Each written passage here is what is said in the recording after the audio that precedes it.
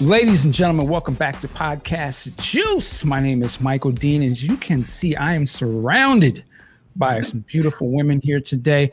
First off, I got to do my special guests. We are joined, you see her right there, but we're going to give some love and a warm welcome to Robin Power. Robin, how are you? I'm blessed. Thank you. Thank you. I'm happy to be here. Or should I say I'm filled with joy to be here. Okay, I like that. Well, we really appreciate you coming through. Also joining us, she's been on the show before. She's going to sit with me and help me navigate through this, is Violet Brown. Violet, how are you? I'm good. How are you? I'm great. I'm in the middle, so I'm happy. Yeah. Hi, Violet. Hey, Robin. Violet's always serenading people. With her bass playing, yes. He's always just in there, like in that pocket, serenading all the time. I appreciate that. That's what's up. So today we are here to celebrate and to talk with Robin Power, the great Robin Power. For those who don't know, Robin has been in the game for a long time. I remember seeing her in things from back in the day, back when I was like really paying attention to stuff. And, you know, I'm a hip hop rap dude. So I remember some of the first times I've seen her in certain things. And then she's reminded me of some other things with some links that she sent me recently. But of course, we're going to get to her journey with Prince. This is a Prince podcast, but we're really here to just celebrate Robin through her entirety of what she's, you know, given to the art form and to entertainment and whatnot. And to maybe even like help some even younger women be motivated to get in the game and understand how certain things work in this industry. And, you know, again, we're just celebrating a great artist as well. And you can see behind her, she's got some incredible artwork back there. So with that said, Robin, because I'm not going to be running my mouth here all day, give me a little background. Where are you from? Like, where'd you grow up at? I am from Chicago, born and raised from Chi-Town. Okay. Just a little hood girl from the South and the East Side. And that's where I'm born and raised. But my lineage is from New Orleans. My mother is from New Orleans. I have Creole, I have Cherokee, Indian, and African. So, okay. Yeah. So lineage is New Orleans and birthplace is Chi-Town. And we're probably in the same, I think all of us are in the same sort of age group around that. How did you go from New Orleans making your way to LA? Is LA the first place where you kind of got? Oh, no, you mean from Chicago to LA? I'm sorry, Chi-Town. Yes. Oh, yeah. All right. That's interesting you asked that particular story. I was a Chicago Bulls cheerleader, and there was a young lady that was on the same squad that I was on. And she had decided that she wanted to move from Chicago to Los Angeles. And she asked a group of friends, there were 4 of us, to ride with her to Los Angeles from Chicago to help her relocate because she wanted to get there, but she didn't want to drive by herself. So we loaded ourselves up in the car. We were in Chi-Town. And it was one of those super, super cold winters where the wind chill was like 30 degrees below zero. We jumped in, all bundled up, and drove to Los Angeles. We got caught in a ditch. The car spun off the road and went in a ditch on the freeway, and we had to push our car out. And then, hi, Violet. And then after that, when each city that we got to, like Phoenix, the closer that we got to Los Angeles, I noticed that we were peeling off clothes. Like we were peeling off jackets and gloves and hats. And I had never been to the West Coast before. So when we got to Los Angeles, I literally was in shorts and a t-shirt. And I looked at my friends and I said, I'm not going back. If there's a place in the middle of January that has this kind of weather, I'm staying. And that's how I got there. I called my job and I asked them to send me my last paycheck. I called one of my best friends. I asked her to go to my apartment building to tell them that I would take care of the last month's rent, whatever I needed to do to get out of the lease. And I relocated to Los Angeles. I went there because the weather was amazing in the middle of January. And I stayed because of all the dreams that I had. If I ever got there, what I would do. Now, what year was this? Do you remember what year this was, and kind of how old you were at the time? This was 88. 88. Okay. Yeah, like 1988, because I met Prince a year later, 1989. Yeah, 1988. Okay. So 1988, I remember that year very well. So you get to LA. Now I'm curious, what did your parents, your family think about you sort of uprooting and moving over there? To be very honest, my oldest brother had already, gone on with his life and his ventures. My younger brother was in college doing his thing. We're 11 months apart. Shout out to Reggie. He was in college doing his thing, or, in Baltimore and doing his thing. And my mother was in Chicago and she was dealing with her issues, but I knew that I needed to change. Like there needed to be a change in my life. And one of the main things was I never understood winter. Like I know how to survive in winter. Like I know I was taught, I know what to do. But if I have a choice to be someplace, I would choose someplace where the weather was as beautiful as often as possible. So that's kind of how Los Angeles lured me in. But once I got there and I realized the smog and the earthquakes and the traffic and all the other things that come with it, I kind of didn't want to stay there anymore. I left Los Angeles because I wanted to breathe. I'm being very, very honest. I wanted to breathe. Like physically breathing? Physically breathing. When you're watching television and a smog alert comes on that says the air quality is going to be at a certain degree, don't go outside between 3 and 6 p.m., I find that to be extremely alarming. It almost reminded me of the Arnold Schwarzenegger movie when they were on Mars. And excuse my expression, motherfuckers couldn't breathe. And I just felt very uncomfortable with that. And I always felt that the least I could do for myself and my children or my future children or whatever was to at least give them clean air. That was one of the main reasons why I moved. And then I was in 4 earthquakes, 4 small, 4-point to 6-point earthquakes that kind of jiggled shit and knocked shit down. I was, no, I'm from Chicago. The earth don't move where I'm from, or it never did while I was there. And you could go to Lake Michigan and you could get clean air. Like there was a place that you could go. There was a beach. There's a place in Chicago where you can go where the wind blows and you can get clean air. It's the Windy City. Air blows through it and it filters it and it cleans it. So that honestly is how I got to Los Angeles, why I stayed in Los Angeles, and why I left Los Angeles. So you left, but what brought you back then? Or did you come back? Did I move back? No, I never moved back. No. Once I left, I never moved back permanently. No. Okay. So, well, that actually begs the question. So going just some of the earlier things that you... Oh, wait. Okay. No, that's not true. That's a lie. Okay. Wait, I'm not a liar. Let me come back. Sip a little tea. No, I met Prince. And Prince whisked me off to Willy Wonka's Wonderland, Paisley Park, in the middle of nowhere.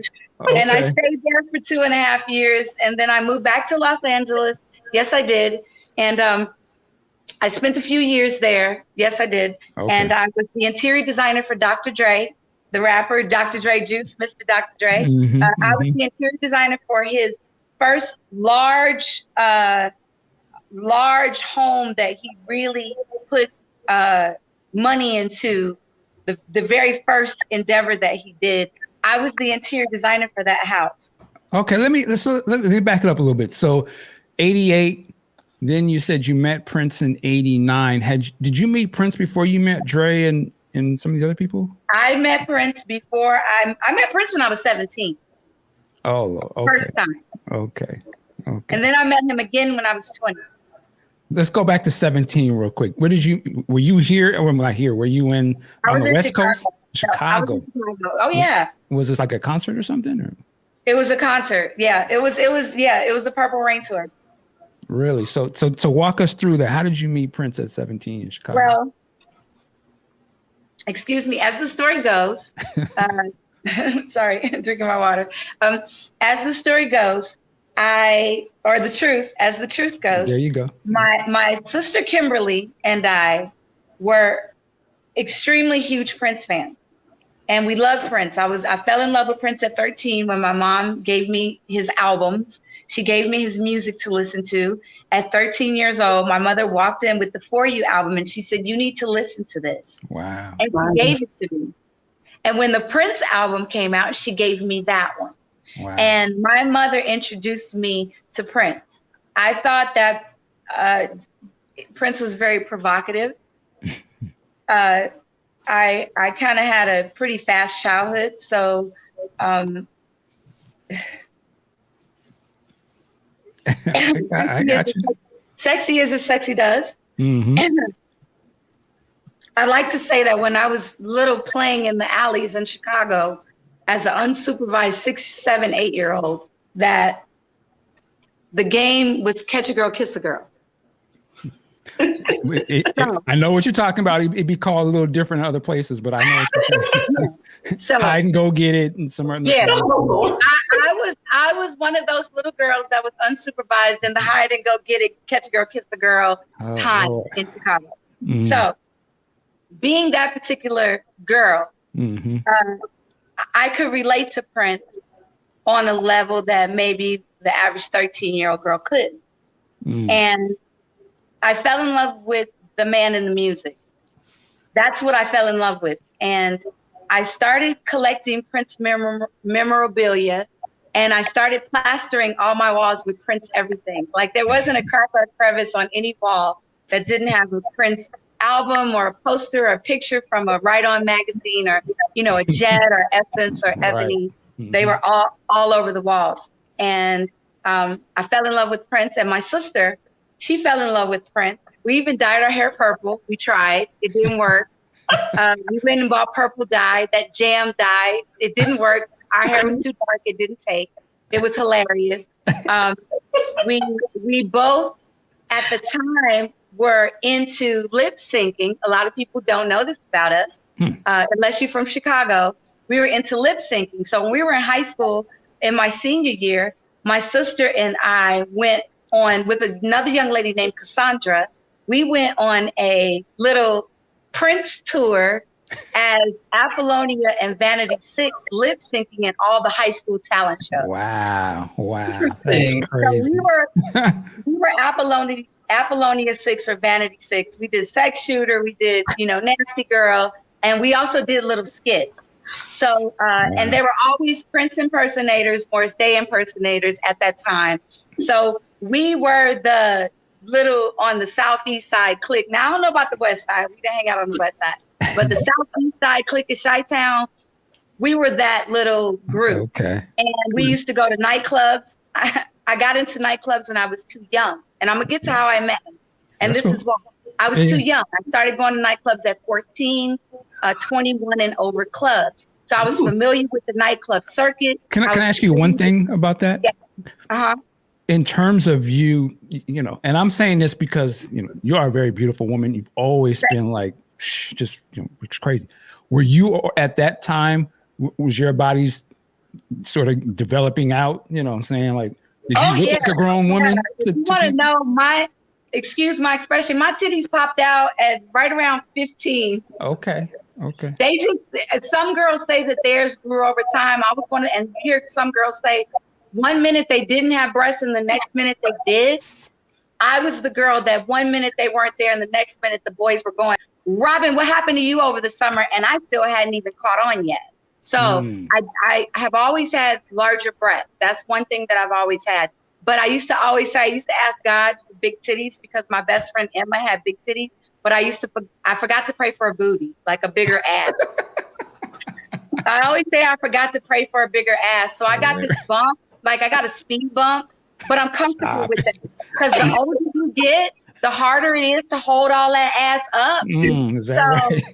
I'm happy with my speed bump. It's not flat. It ain't big. It ain't going nowhere. No booty. That's my booty. I ain't mad at you. Oh, you look good. You definitely look. So you're literally in adult clubs doing lip syncs. I'm in adult clubs at starting at 14. I was a street kid. Like I said, I didn't have a lot of supervision, so I was able to kind of go where I wanted. I was alone a lot. And I would carry my switchblade and I would get on the bus in Chicago and I would go as far as Harvey in Indiana. I would go everywhere alone to wherever my destination was. I would go into the clubs, the underground house music clubs, and I would dance from midnight to 12 the next afternoon. I would take my little switchblade. I'd check it in at the front. Everybody knew me. And Robin would go over to the speaker and just dance all night long. Nice. And then go home. I had my own apartment by the time I was 17. I got my apartment at 16. I was a junior in high school. I kept an AB average. I graduated. I went to one high school, South Shore. I transferred to Curie High School, graduated. Both schools had a performing arts program. So when I was at Curie, I was in the performing arts program. I had music and dance lessons all day, acting the whole 9 yards. I graduated from Curie, and my sister and I, did the high school thing. And then we started going to nightclubs and we started doing the same lip syncing in the nightclubs. My high school prom date name is Jay. He dressed like Prince and took me to my prom and was dressed like Prince at my high school prom. And I did not know, like people screamed out, Prince. I thought they were, honestly, I really thought that they were like, fucking around. But recently I read an article on Tumblr or something that said, or lipstick, what is it? Oh, Lipstick Alley. Yeah. Lipstick Alley, that said that Robin took a Prince impersonator to the prom. And some people actually, once they saw her in the movie with Prince, people actually thought that maybe that might have been Prince. Yeah. Interesting. And that I just found that out. I was like, that is hilarious. Jay was the guy that was on that little tour with us. So when somebody would bring us to a nightclub or the high school shows, he was one of the Prince impersonators and we started dating. So that's how that happened. Okay. Now let me ask you this, so you're 16, 17-ish. And you with my own apartment. In the basement, listen closely. I'm listening. In the basement with my own apartment, one room with a small kitchenette and a little bitty shower and Prince memorabilia on every single crack and crevice. Any dude I was dating, boy, whatever you want to call him, when they would come to my apartment, which I was a grown ass woman to me at that point, right. I'm grown. They would come into my apartment and be like, what the are you all this Prince? Like I have to deal with, or we have to fuck with, or we gotta listen to his music. Are you kidding? And I'm like, dude, either you fuck into this and listen to this, or you got to go. Hilarious. There's grown women doing that to this day. So. Oh my God. Oh my God. Look, my Prince prom date, the night of our prom, you know how everybody goes to like a hotel and all the kids are going to their hotels. They try to sneak off so they can get their groove in, fuck, whatever you want to call it. Sorry, I don't want to get like banned, but I curse like a sailor. So more than a sailor. Prince didn't like that, but I did it anyway. So we are at the prom, we leave and we go back to my apartment.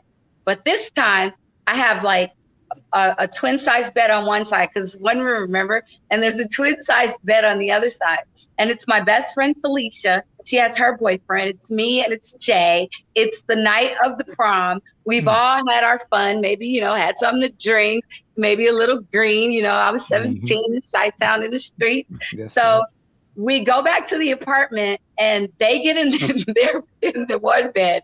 We get in the other bed. And it was so dark that literally now Prince stuff is all over the walls, right? And Prince music is playing. It's so dark, you cannot see your hand in front of your face.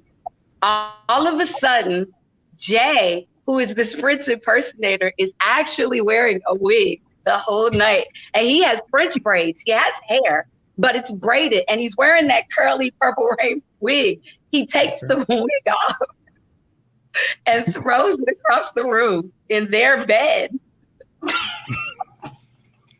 And they thought a rat. Wow. And they turned the light off and realized it wasn't even his hair. They didn't know. I'm sorry. That was really funny. Nobody else knows that story. But I had to say, Felicia knows, and Jay knows. Wherever you at, Jay, Google me. I just put you on blast, Jay. Yeah. But so my sister and I were madly in love with Prince. We did this little thing, and then we decided we were going to go to the Dirty Mind tour.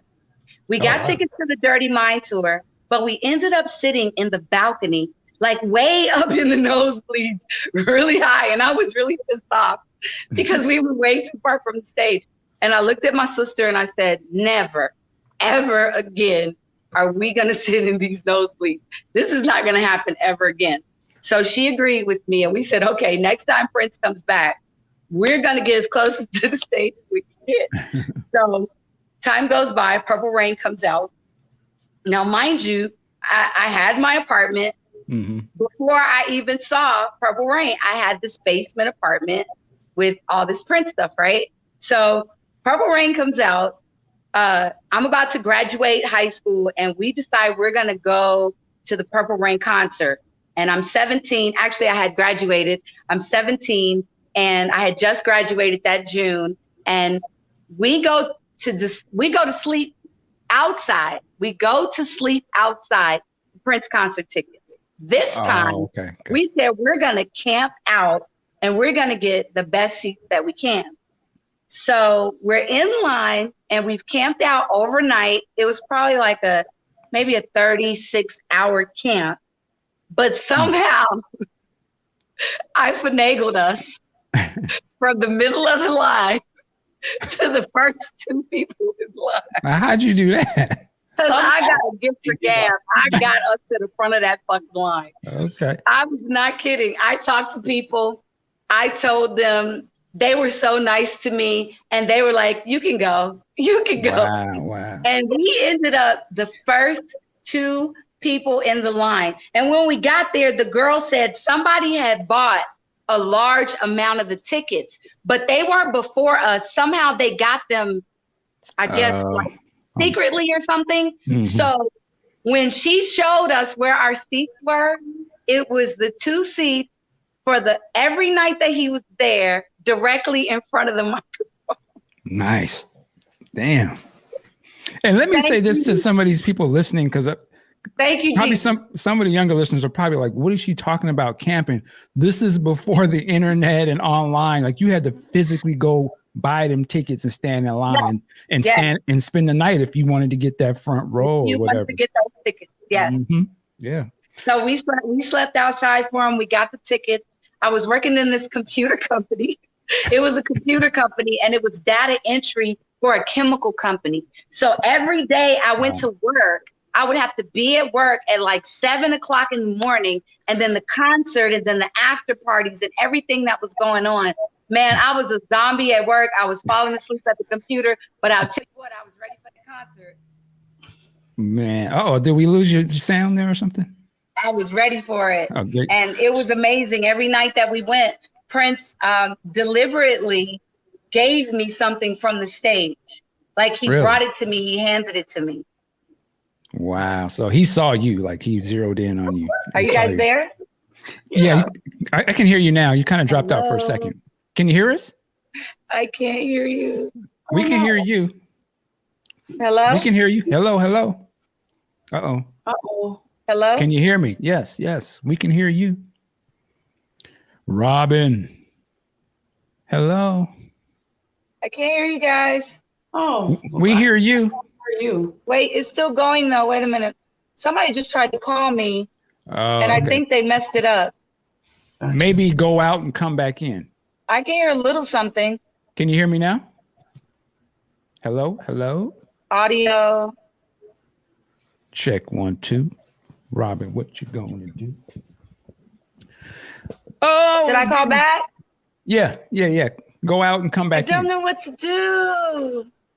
Oh, it's because she can't hear you telling her to go out and come back in. Okay. Maybe you could text her. Yeah. Mm-mm.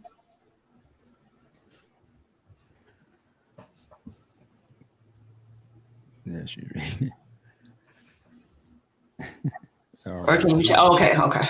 This is gonna be classic. Yeah, I see.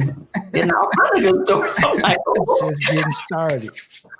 Look, I feel like I should have all my PJs and just be like this, listening to bedtime stories. Getting some good information here. There we go.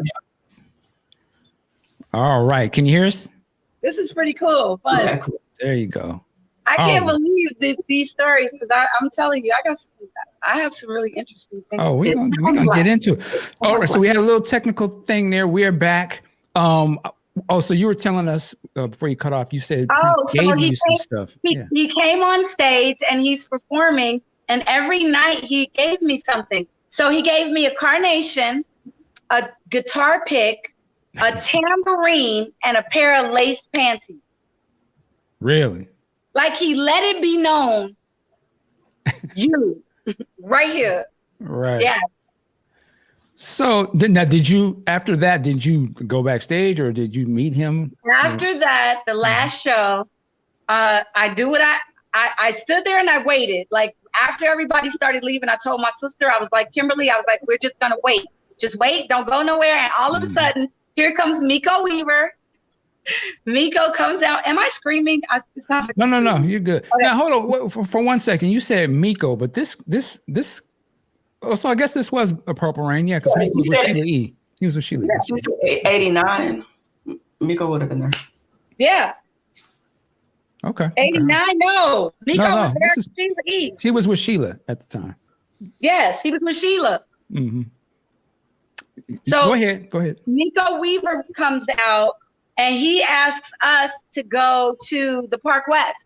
He says, Prince has invited you to come to the Park West where the after party is going to be. So we agreed and we went. But when we got there, I didn't have ID. And I couldn't get in. And my sister's like, what are we going to do? Like, we need ID. How are we going to get in? So I said, just wait. And we stood there and we waited in the front. And all of a sudden, here comes Chick. Wow. Chick comes out and tells the dude at the door, let those two in. Wow. And all of this is y'all underage. Yes.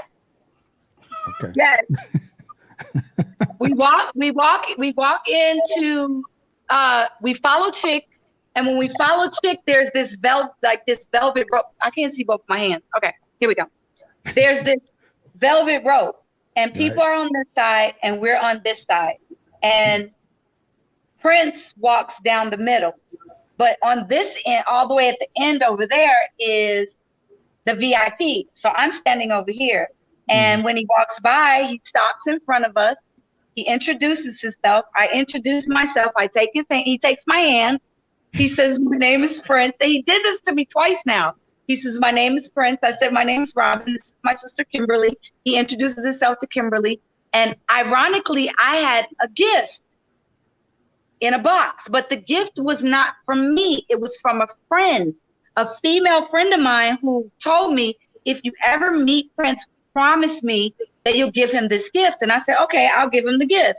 So when I gave it to him, I told him, this is not from me. It's from a friend. Now she had put a letter in it. I have no, I don't know what it said exactly. Like, I don't know all that.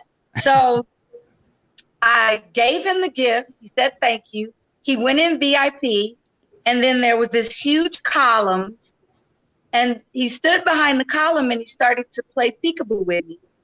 He started to peek in and out, and I'm standing there like, what? Like, what is going on here?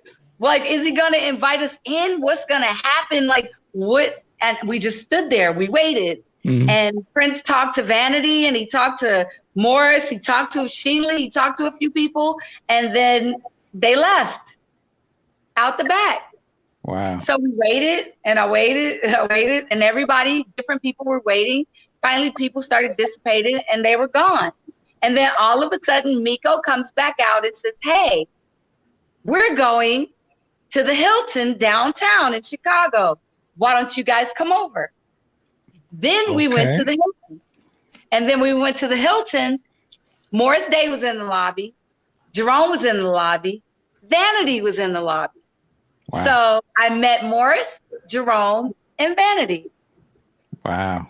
Wow. And I stood there talking to Vanity. Oh my God. That had to be a moment right there. I don't know how many times I could tell that story.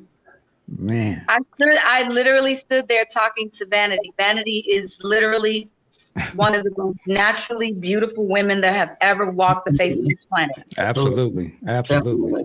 Hands down, period. You know, people call me beautiful, and I tell my King David, or I always say, yeah, I think I'm pretty. I think I'm blessed.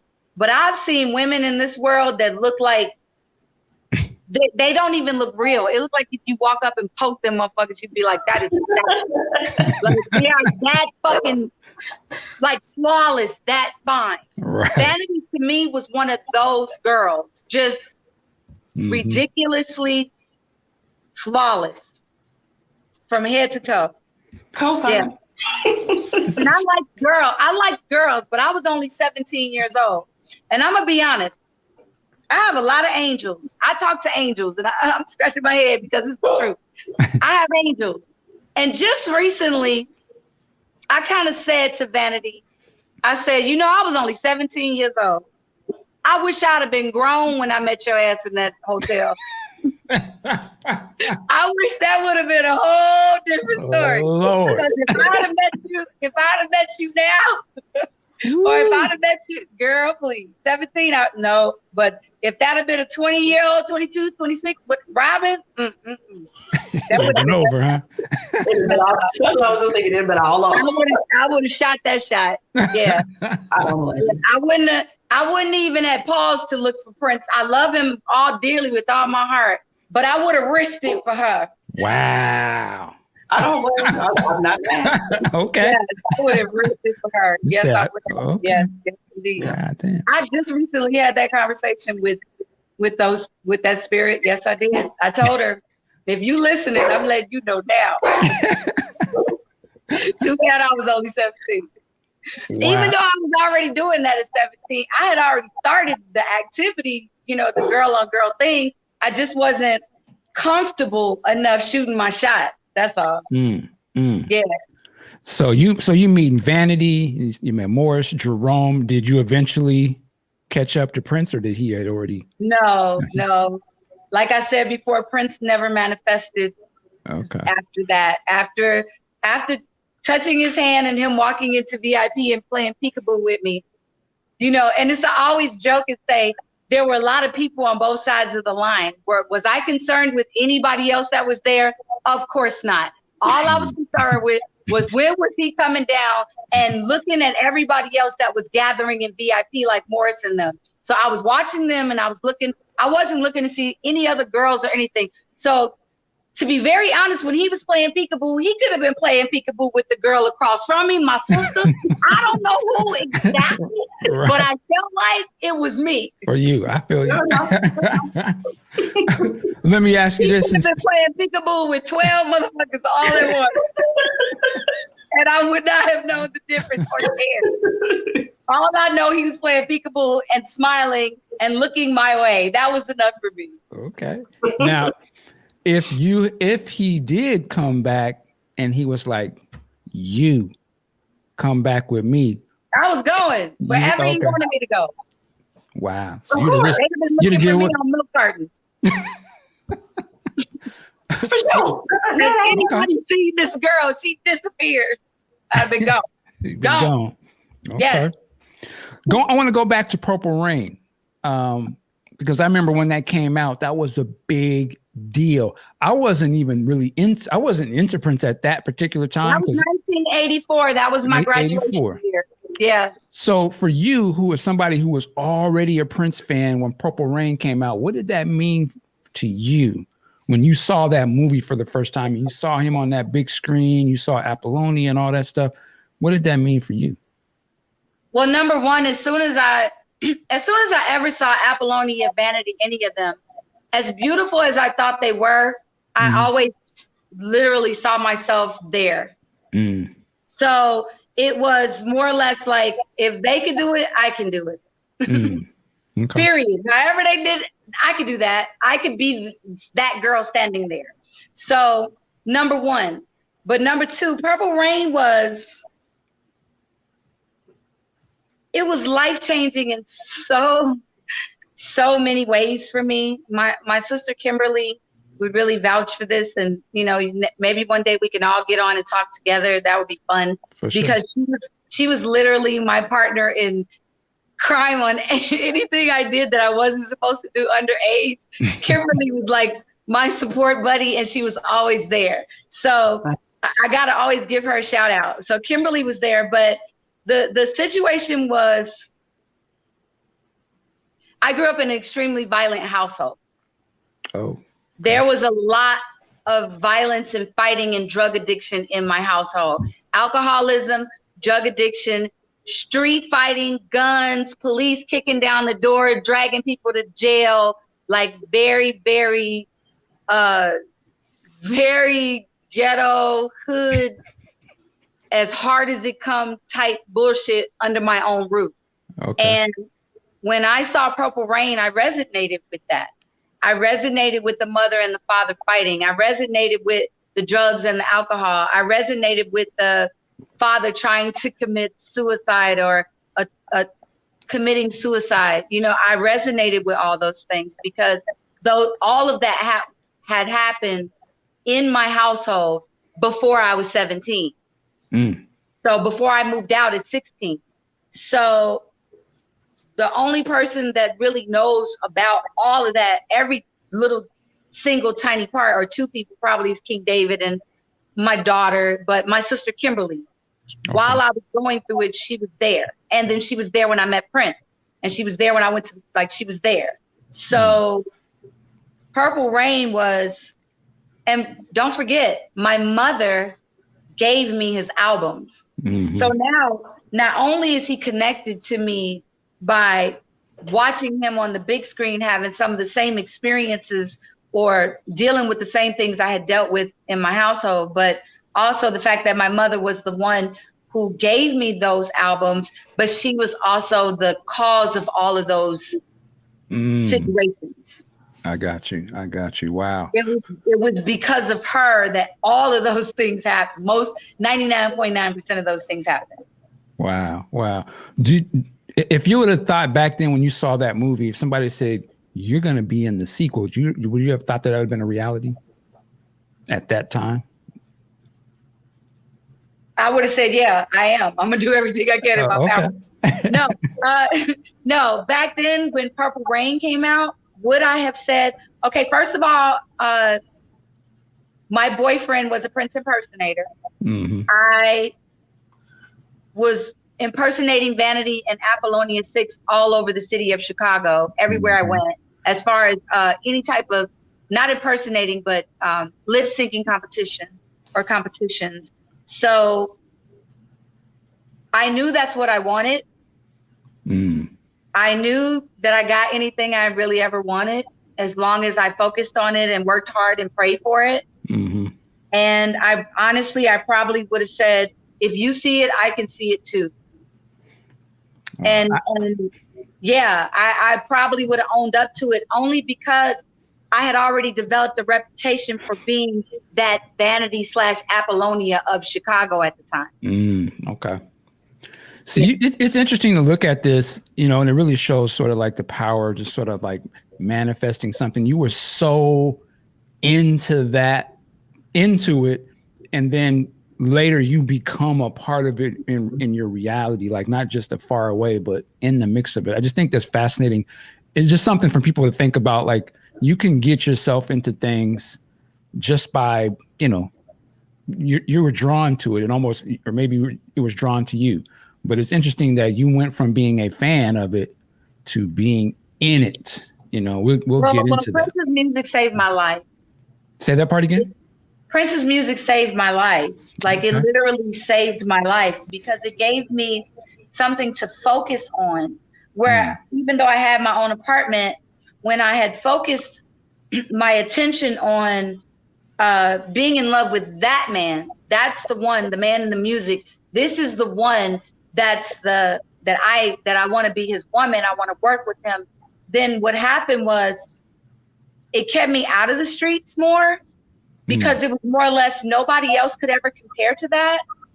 So why even bother? So therefore I became a lot more selective with who I allowed myself to spend my time with.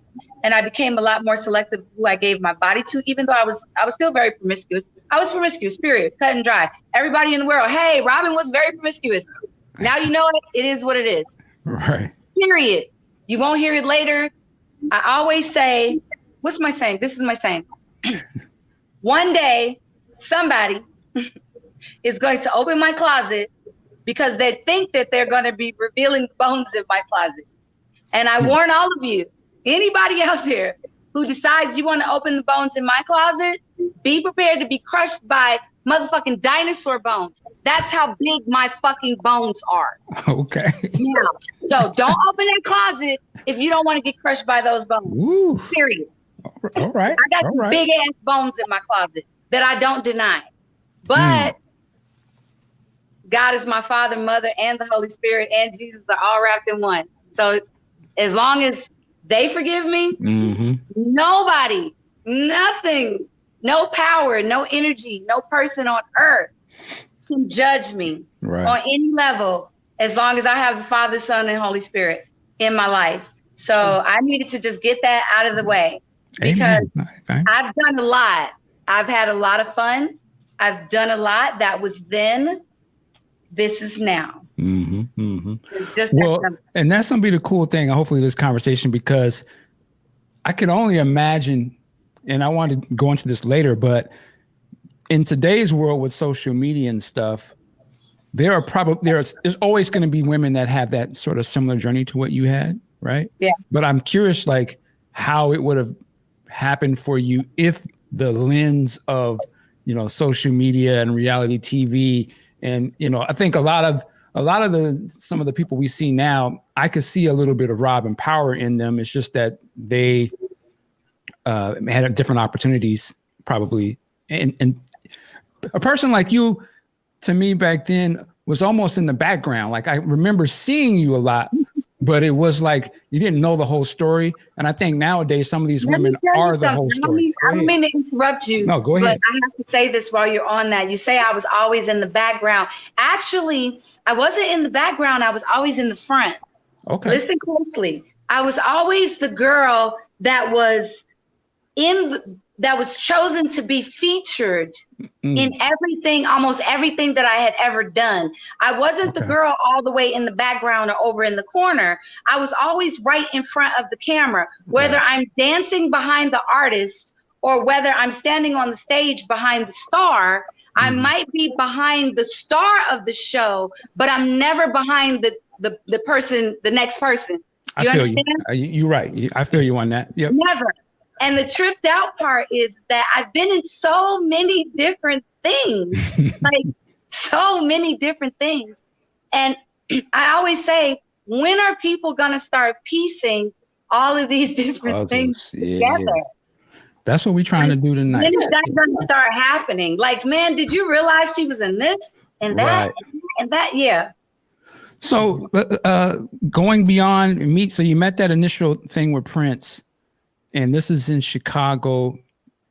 I want to get to when you got into entertainment. Like, I know you're doing Soul Train and different things. What was the first thing that you did? I was in Chicago. The first thing I did was I went to performing arts high schools. Okay. So I started performing. The first thing I did was sang the Lord's Prayer in church when I was 6 years old as a solo. On the altar, I was an altar girl in the Lutheran church. And my first solo ever was the Lord's Prayer at 6, alone. Wow. Then I started singing with the choir. So as I got older, I sang with the church choir. I sang in the grammar school choirs, and I sang in high school choir, South Shore High School choir. So in the choir, I was the only girl in the alto section. My little brother, actually, he's 11 months apart. Reggie, we sat right next to each other. Then I graduated high school, and then I became a Chicago Bulls cheerleader. So I was performing in front of hundreds of thousands of people on TV and in stands, you know, for a whole season. Yeah. Then I left and went to Los Angeles. And when I went to Los Angeles, that's when I really started focusing on music. Now I was writing raps and rhymes in Chicago for fun when rap started to get hot, that sort of thing, you know, writing songs, poems, that sort of thing. But once I moved to Los Angeles, rap really took off and got hot. And I decided, well, I can sing, but rap is hot. I can rap too. I like this. Let me study this art. And I became a rapper that could sing. Okay. When actuality, I'm a singer that can rap. I got you. So, right. I'm a singer that can rap, that it took a long time to get over my shyness and to understand that I'm really a singer and that I can do this. And I'm just very shy. And when I was with Prince, Prince was looking for rappers at the time. And that kind of got my foot in the door because he actually was looking for a female rapper. Really? And the second time we met, we were introduced by a friend who he had told he was looking for a female rapper. And she happened to say, I happen to know a girl who's a female rapper. But ironically, not only did he tell her that he was looking for a female rapper, he had already had Paisley Park staff searching for me because he saw me on TV and remembered me when he met me when I was 17. Wow. What would he have saw you on TV on? I was in Coming to America, Bust a Move video. Bust a Move. Okay. Yes. Young MC. Yeah. Delicious Vinyl. Okay. He put the out of the mouth of Craig Rice. Out of the mouth of Craig Rice. Okay. Prince put on the Bust a Move video, called the staff of Paisley Park into a meeting and said, find this girl. And everyone in Paisley Park that was in the meeting looked at each other and said, out of the mouth of Craig Rice, quote me, said, how the fuck are we supposed to find this girl? or how do you expect us, not tough, but how do you expect us to find this girl? And he said they all walked out scratching their head saying, how are we going to find this girl? And 2 weeks later, Prince walked in with me. Wow. And everybody said, how did he do that? How does he do that? How does he find these girls? Or how did he do that? Yeah. Well, so okay. Well, I want to go to the Bust a Move. Was that the first video you had been in? That was the first music video I did in Los Angeles. Yeah. Okay. How did that come about? I'm just curious. I remember this. I remember. I don't. I want to see it. Yeah. Because that was a big video. Yeah, I remember Young MC, but I don't remember the video, and I want to see. We need clips. You remember the girl dancing in the background doing the Prince move? Girl, that was I made sure when they put me in that video, I was going to do something that was going to catch his attention. I know that's right. I am not that move where, let me move over. Good. That move where I go, boom, boom, dang. boom, and the arm is out. That is a Prince move. Yeah, I'm definitely going to look at that. I'm looking at that tonight. And I was and I walked into Paisley Park. But he at the same time was dating my friend Diana. And he was dating Diana, and he told Diana, they had just started dating each other. They weren't intimate, but they were dating each other. And he told Diana that he was looking for a female rapper. And Diana told him about me. And I told Diana, if I meet him, I'm letting you know now. At least you're on. Wait a minute. Wait. No fucking holds bar. I mean, girl. So there's no girl code. That. No. I appreciate that. I appreciate that. No. She understood, right? There was no girl code as far as I was concerned. But you have to understand something. Anyone who knew me, I don't care who you were, anyone who knew me knew that once I crossed paths with Prince, that was my destiny. So nothing was going to stand between me and my destiny. But I wasn't, never will be, and I was never the groupie chick. I was never the girl that hung around the band members and tried to sleep with people in the band just so I could be with the band and the group. No, if I liked someone, that's the person that's who I was going to be with. So nobody can ever put me in the groupie category. Now, if groupie means that I, fucked around with people in the industry, I think that let's reverse that. How about that they chose me? What made me so special? Out of a million women, I was the one that got chose. So, excuse me, like, like I don't understand the whole groupie thing. The guys, or if you mess with girls, they have to choose you for two to tango. You see what I'm saying? They chose up on you. Okay. They chose up on me. So what would make the girl that they choose so special that they chose her, as opposed to people saying, "Oh, that girl slept with this guy and that star did this or did that." No, they chose. Why can't you say that they chose her? But you have to look at it from the perspective of women that love themselves. No, motherfucker, you chose me the same time I chose you. I didn't drag you and beat you in the head like a caveman and drag you to my crib, and I didn't allow you. You had to force them, huh? Yeah, yeah. No, that's true. So your girlfriend, or your girl, was her name Diane? Diane. Mm-hmm. Shout out to Diane. So Diane she introduced you and Prince together. She was dating Prince. Well, what happened was she had just started going out with him. Okay. She liked him. She wanted to be intimate with him. I don't know whatever transpired between them, but the thing was that she was a personal friend of mine, and we already had a certain relationship.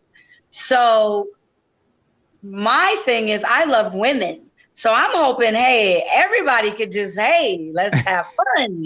Like, this is me. This is my thought. Right. You better get off. When she told me Prince wanted to meet me, like she told him about me, she said that, the next time he comes in town, I'll let you know when he's here and I'll see what I can do. We happened to be at this club called Paradise 24, and I was dancing with someone. And Diana comes down the stairs and she says, listen, Paradise 24, that's where we are, Paradise, 24 hours a day, that's Paradise 24. Okay. She's walking down the stairs and she walks up to me, I'm dancing with some guy, and she says, he's upstairs. And I'm like, who? She says, Prince. I'm like, what? She's like, Prince is upstairs, he'd like to meet you. I told, oh boy, yo, I'm out, right? So I walk up the stairs, and when I walk up the stairs, Prince is sitting, I just told this story recently. Prince is sitting in the booth, and I lean down and he says, hello, I'm Prince. And I said, hello, I'm Robin. Or, we changed names again. And then he said, I heard a lot about you. I said, well, I know a lot about you. And then he looks at me and he smiles and he says, tell Diana that you're leaving with me. I want to see the expression on her face. So I went up to Diana and I said, Prince said to tell you that we're leaving together because he wants to see the expression on your face. So, look surprised, whatever, look surprised. So she looked surprised. Prince got up and he said, let's go. All of us, like he just told all of us, let's go. Now, Dwayne was there, his brother. Okay. And Dwayne was just he is and will always be one of the sweetest spirits that I've ever met. One of the nicest people. He was a gentle giant. He was very tall as well. But he was just such a nice guy to me. He was so nice. And we all are leaving and there's a limo. And when we're leaving, Prince says, I want to ride with you guys. But Diana has a bug. Like, it's really little. And I told Prince, I said, no, you do not want to ride with us. He said, yes, I do. I said, okay. So we get in the bug. He sits in the back seat. He sits back there. He looks around. He says, you're right. I don't want to ride in here. Let's go.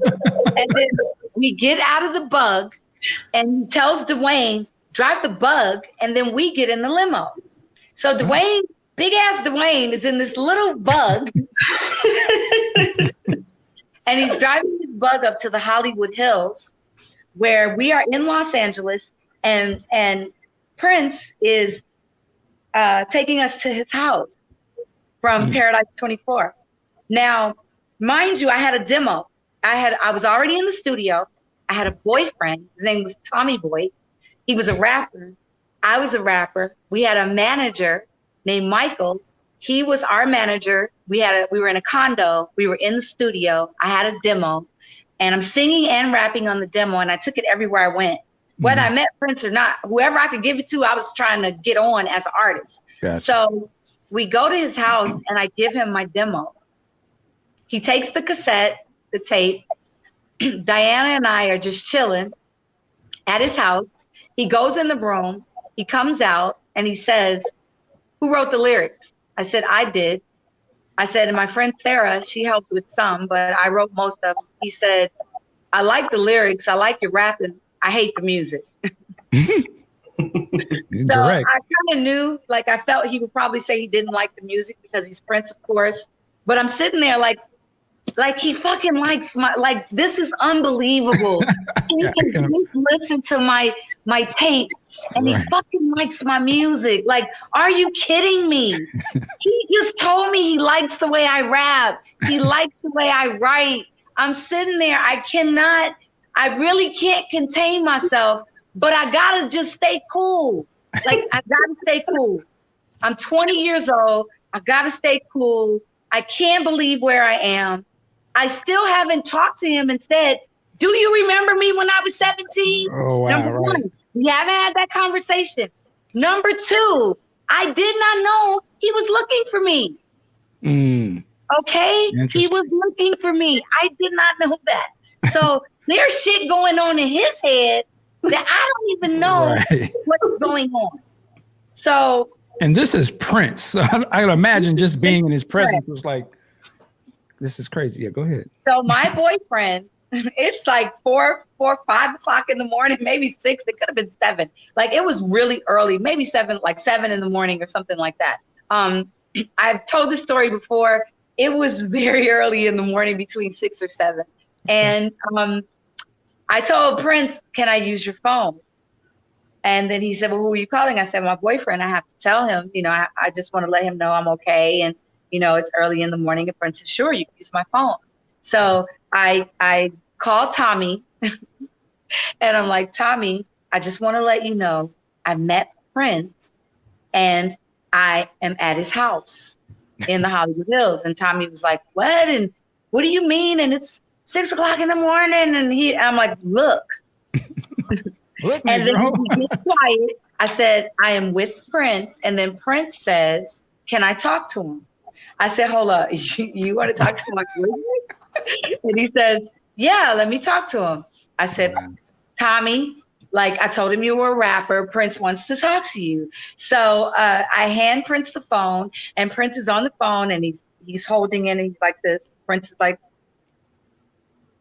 and then he hangs up. And I'm like, what the fuck did he just say? I said, why did you do that? What? We live together. Why did you just hang up on him? He said, I hate to say he, because like Prince was such a boy and a girl. Prince said he was breathing in my ear. I said, what? He was breathing in my ear. I said, so you hung up the phone? He said, yes, and you can't use my phone. Damn. You're not, no, you can't call him back. No, you can't use it. And I was like, what? He said, no. And I said, oh, well. And, we went on with our evening and then the limo took us home. I walked to my apartment And when I got to my apartment that morning, nothing happened, nothing sexual, nothing happened. And that morning, when I walked to my door, Tommy opened the door. And as soon as he opened it, I said, stop. I said, don't say shit. I said, don't say a word. You are not going to spoil this for me. Mm-hmm. If I could change anything, I wouldn't change nothing. I said, I have nothing to say about it. Just please leave me with this moment. Don't say nothing to me about nothing that happened. I will talk to you in the morning or when I wake up or like when I'm ready. And Tommy did not say shit. And I laid down with a huge smile on my face. And I got a call probably at about 6 p.m. that said, Prince would like to talk to you. He'll be calling you in about 5 minutes. And I was in bed and I rolled over and reached for the phone at 6 p.m. trying to get my sleep. And Prince said, hello, what are you doing? Would you like to come hang out and go to dinner? And I said, yes. He said, you can bring anyone you want. I said, can I bring Diana? Yes, you can bring Diana. And I took Diana and Prince took us to the editing studio. He was editing the Scandalous video.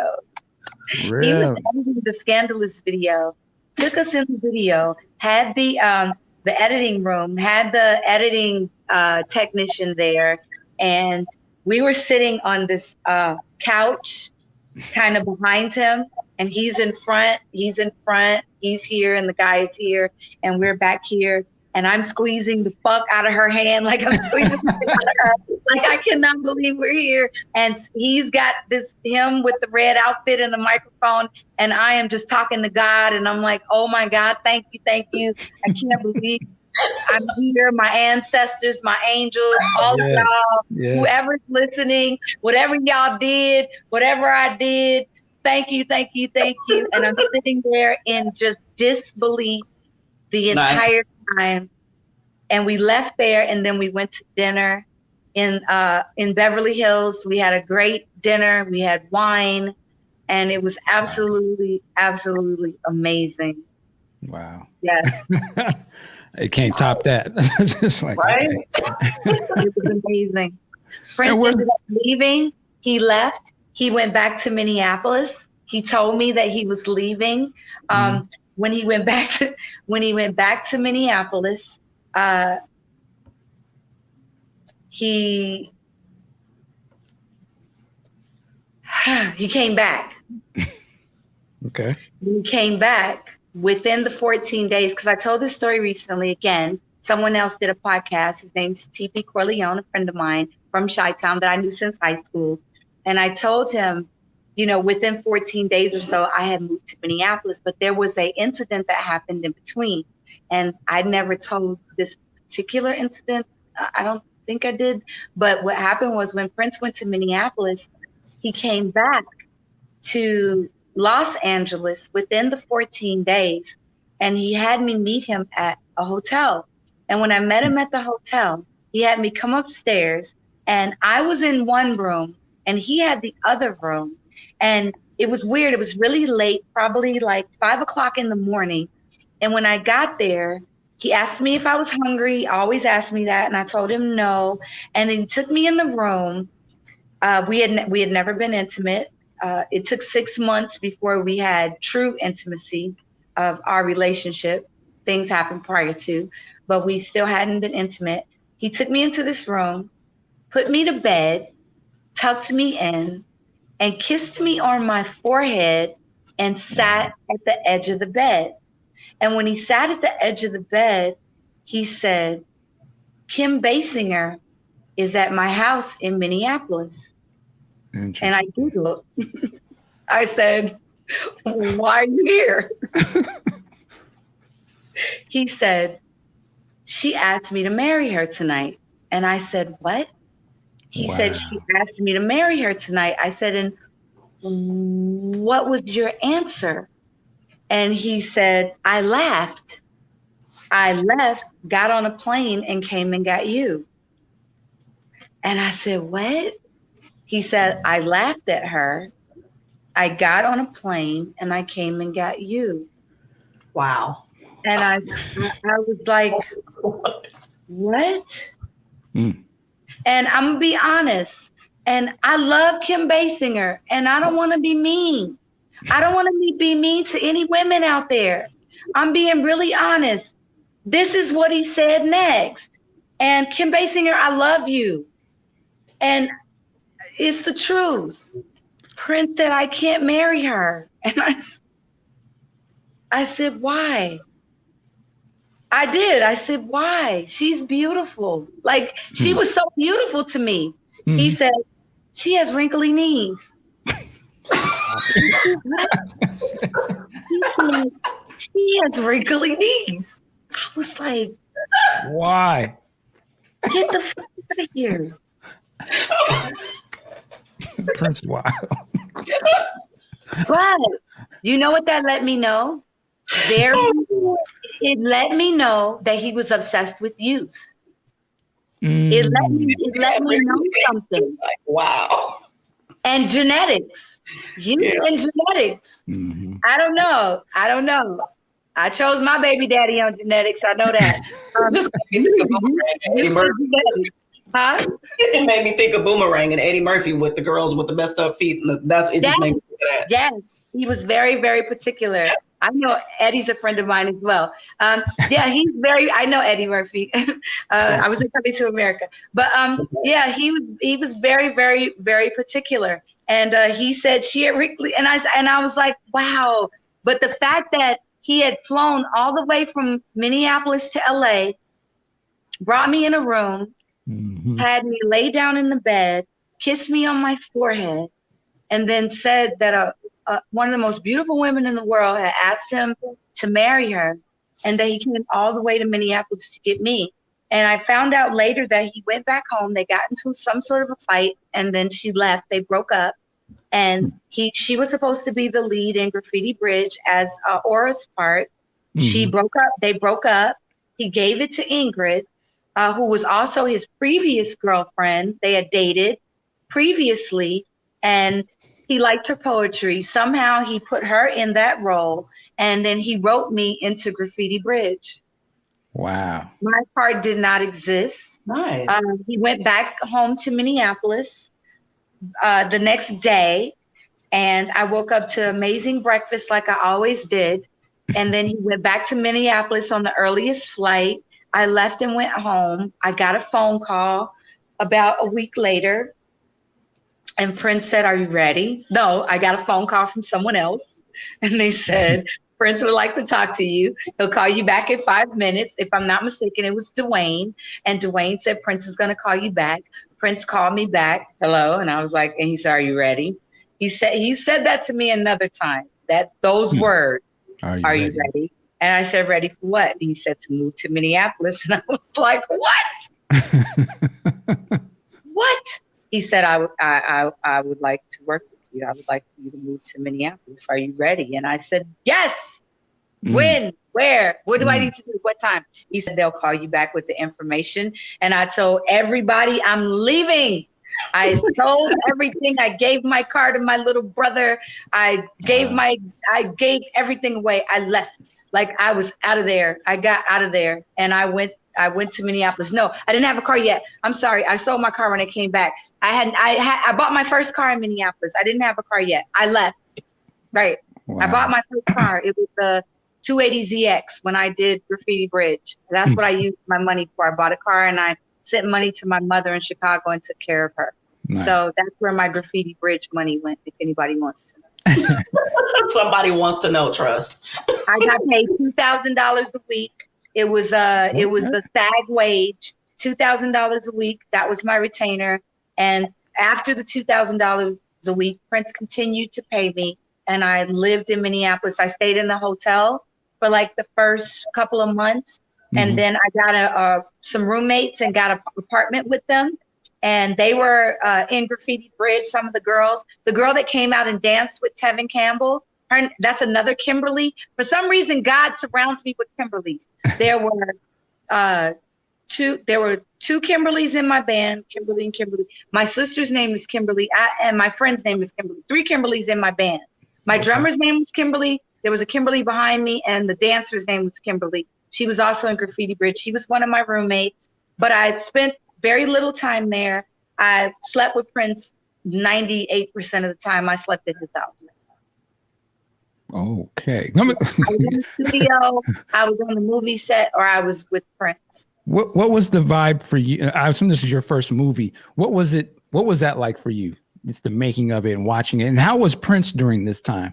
Well, no, I was in Coming to America first. Oh, that's right. My bad. Sorry. Yeah, I was in Coming to America first, so that wasn't my first movie. But as far as work, you mean working with him on the set? Yeah. What was that experience like for you? And I'm just curious, how was he on the set from your perspective? Well, of course, Prince was extremely professional. On the set, there was so many different dynamics and things that are going on with the sound, the backdrop, what everybody's wearing, what they're doing. So Prince was everywhere. You had to be on set at like 5:30 in the morning for makeup, and then they would do your makeup. You would go to your trailer. You would relax until they called you on the set, or you could walk around and do whatever. So I was, in Paisley Park, walking around, doing stuff, talking to people, get my makeup done. And Prince would be doing Prince's thing. The thing about me was I had already went to performing arts high schools and I took acting lessons. So I kind of knew what to do a lot already. I knew about blocking and setting up, and I had done montages before, and I had done drama scenes and acting at Curie High School, and I had done those kind of things. But when the directors came to me and Prince came to me and said, well, there's a scene where you're going to have to cry after Ingrid get hit by the car, can you cry? Because in Purple Rain, they said Apollonia couldn't cry and that those were glycerin tears under her eye. Did you know that? I did not. No. Know that. Okay. Those were not her tears. They were glycerin drops. Huh. Okay. So the director told me that and Prince told me that. But I could cry because I could pull from things that had happened to me in my youth. So as a teenager in my household, my mother or whatever. So when my scene came up that day, I remember Prince telling me, like, I know you could do this, Robin. You have a special thing about you and you're fearless. Like, you're fearless. That's what makes you so special, being so fearless. And I said, well, okay, I know I can do this. So I went off into my own space and I started to think about some pretty devastating things. And when my scene came up, I was actually crying. And it took a minute to get out of that pocket of sadness, because you pull up so many emotions. Then you have to, cut, it's over. Then you have to let it go. But you're thinking about the time when your mom tried to commit suicide, or when, this happened or that happened, or the police busted in and kicked down your door, or, whatever, she had a seizure in front of you, like all these different things that I saw happen to my mother. Then it was very difficult for me to do that on the set of Graffiti Bridge. But once I got past that, I was good. And Prince was very supportive. And the director was like, wow, like, amazing young lady. That was good. Like, I got a lot of good praises on that one little part. I know Graffiti Bridge didn't do that well as a movie, but Prince had explained it to me as he wanted to do a West Side Story type 1950s musical. And what a lot of people do not get from Graffiti Bridge, and maybe if they watch this, and then when they watch this and then they watch Graffiti Bridge, they'll get a more clear understanding of what it was that Prince was doing, and they'll maybe see it from a different perspective. But Prince said that what Prince was trying to do was create that. If you notice in West Side Story, the sets were not real. Right. A lot of them weren't real. Those backdrops that looked like the Bronx or whatever. Some of those sets when they were dancing weren't real, and they didn't look real. They looked like a musical. Stage play or something. Yeah. So late at night when we would have our little conversations or talk, me laying up in his nice little bed, big ass bed. Okay, so we laying in the bed and we're talking. Prince would, explain to me what the look of what Prince was trying to do. And also the bridge scene with Ingrid and the water, that was deliberate. I think that Prince knew, and Prince could afford to have went to Los Angeles or a place to have had all those scenes done outside. Mm-hmm. That wasn't what Prince was trying to do. Prince was trying to bring that back. But the issue was music videos had just started coming out. And music videos were getting hot. And they were hot. And people were watching MTV and all this kind of stuff. And then here Prince comes with a movie that looks like a whole bunch of music videos kind of glued together. Mm-hmm. Mm-hmm. So when people were expecting Purple Rain Part 2, they weren't expecting an actual vision from Prince. Mm-hmm. They were expecting a Purple Rain Part 2, and all Prince was doing was kind of taking off with that story and showing a different perspective of spiritual beliefs, of angels making sacrifices to bring two different types of power, opposing powers together under music, rock and roll, love. You know what I'm saying? Mm-hmm, mm-hmm. Rock and roll music and love, and being able to see both perspectives from each other's eye in a spiritual manner.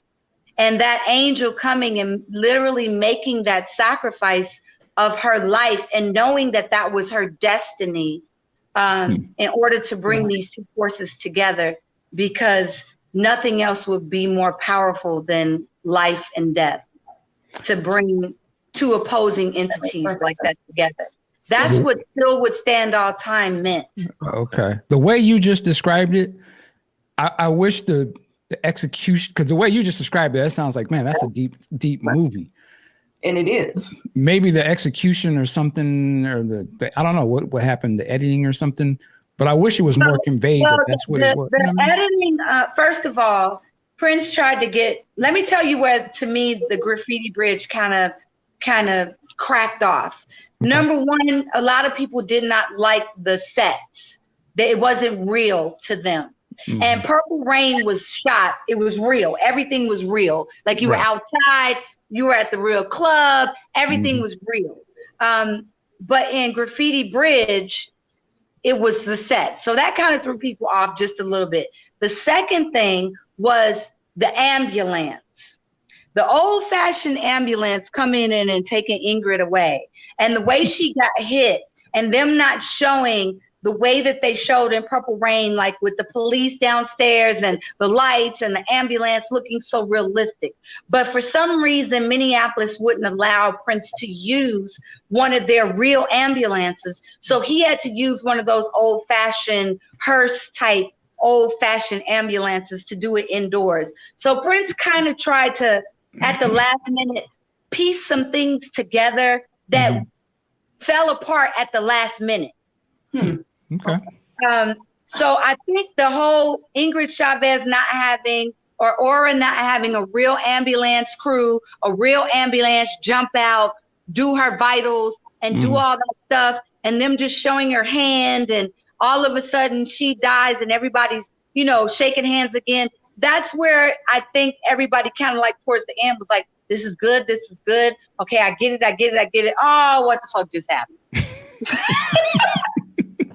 I'm just going to insert this. I'll just tell you from a fan perspective and a person, because I was a kid when all this stuff happened. To me, the biggest issue, because there's really not anything wrong with the whole music video, several music videos put together. It looked fantastic. The music sounds good. All of that stuff was great. I think the biggest problem with Graffiti Bridge is Purple Rain Part 2, because it sets a certain expectation. And I think if you just go into it like with the description that you just gave, and then you just see that film, because the spiritual part, when he's doing Still Will Stand All Time, and even when, Aura dies and the whole thing, it hits differently when it's just this spiritual, sexual, funky, beautiful thing versus Purple Rain Part 2, because Purple Rain is a specific thing. I honestly think that's the major thing, because I will watch Graffiti Bridge over and over and over again because it looks good and it sounds good.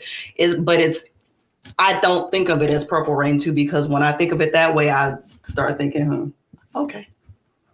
That's I don't think that Graffiti Bridge was intended to be a Purple Rain Part 2.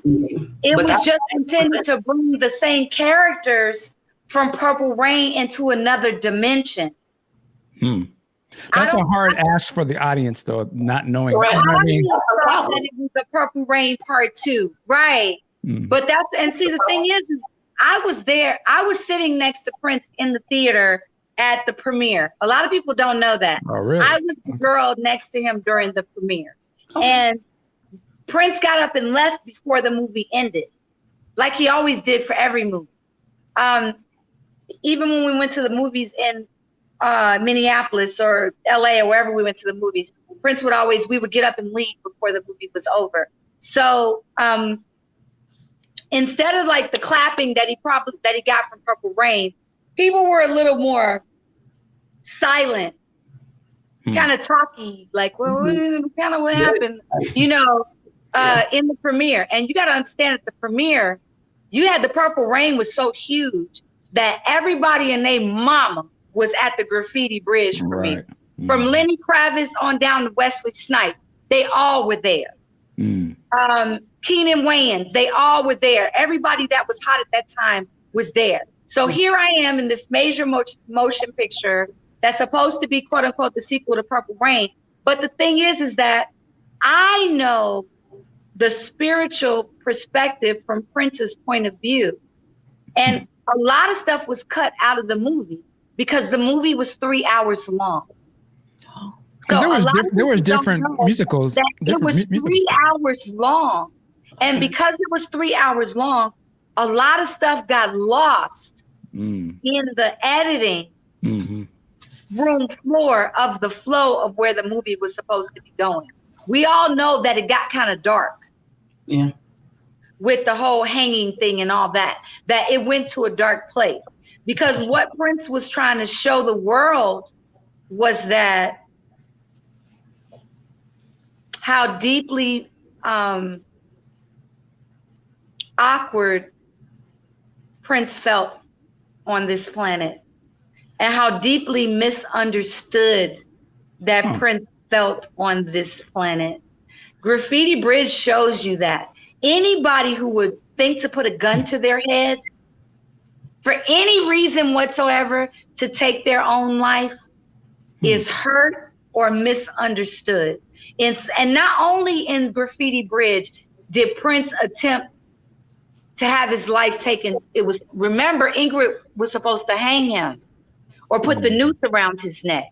So there was an ongoing theme in the original Graffiti Bridge before the outtakes and all that stuff. And a lot of people did not take note to that.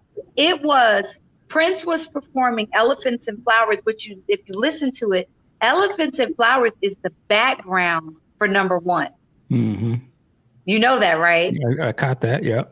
Okay, listen to the lyrics of Elephants and Flowers, and what did Prince name? What did he what?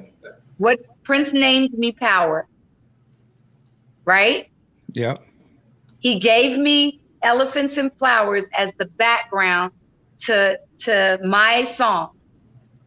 He told me to write the song number one, but in the song Elephants and Flowers, he's thanking God for the what? The one that gave Prince the what? Power. I Okay. feel like I have to go sit down and do some studying after this. Every female muse in Prince's life at whatever given time has had an enormous effect on every song that he's ever wrote in some sort of shape, form, or fashion. And a lot of people feel that Prince's revolving door of women was, say, like masochistic. But I love women. And women are like Pringles to me. Fuck that. You can have just one. Well, that's what I was thinking. I always think of it like you need a different person for your different personalities. Because I'm a Gemini, so I get that. That's the way I've always thought that. And Prince tells people that Prince was a true Gemini, and like my King David is a Gemini, and I tell him, you're not just two, because for the two twins you got, it's two for you, them motherfuckers. It's four y'all. That's exactly right. That's exactly right. Right. And I'm a Pisces, but I have a limitless. I have legions of beautiful angels with me. So don't even try to categorize me as 1, 2, or 3, because it's many. We are many here. Yeah, but that's how that works, and you need somebody that fulfills each one of those things. So I don't know why people don't grasp that, but that's what I think that. Did anybody notice Prince changed bands? Mm-hmm. Prince changed looks, colors, everything. Prince changed everything over and over. Everything was reinventing. So different women had a major effect. Now, to be honest, there's certain songs that I know for a fact that I influenced.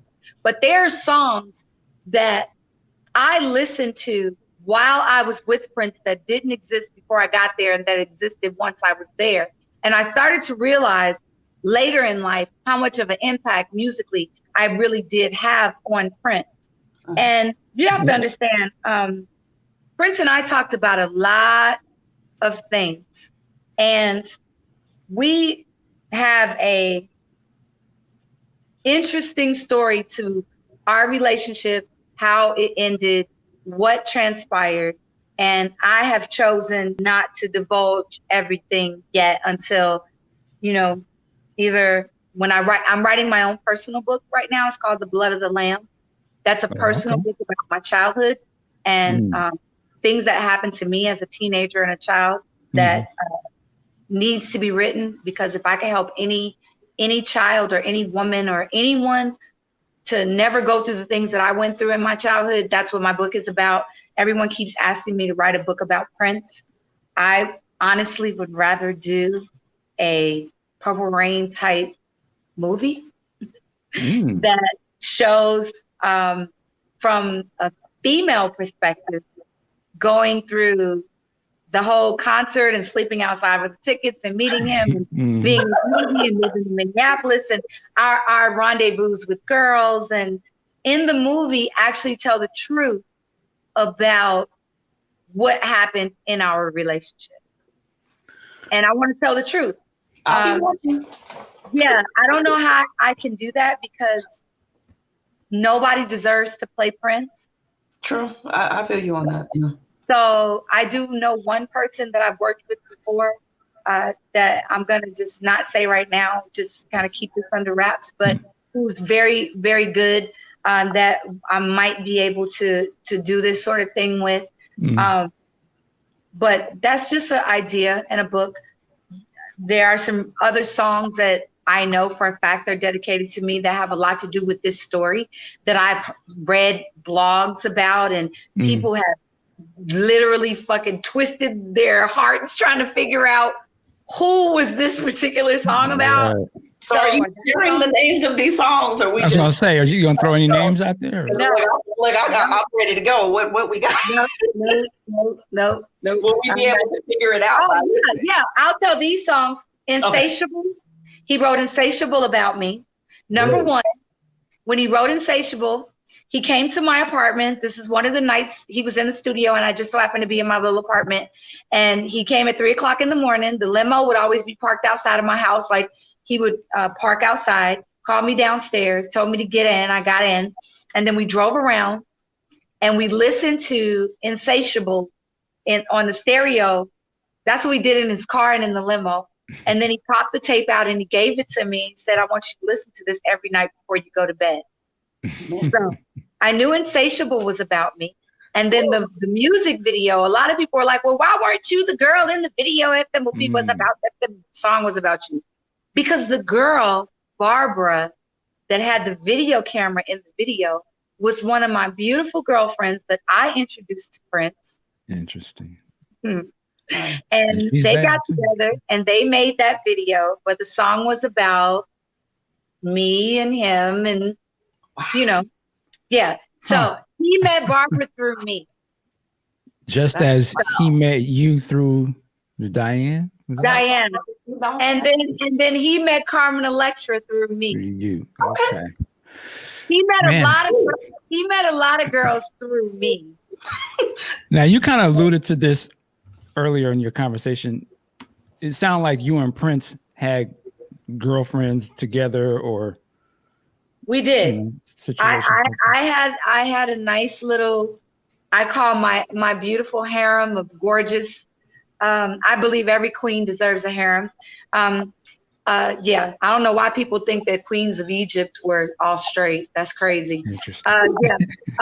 Every queen deserves a harem. So I had this beautiful harem or groups of gorgeous young ladies, and every now and then I would say, "Hey, Prince, can I invite a friend?"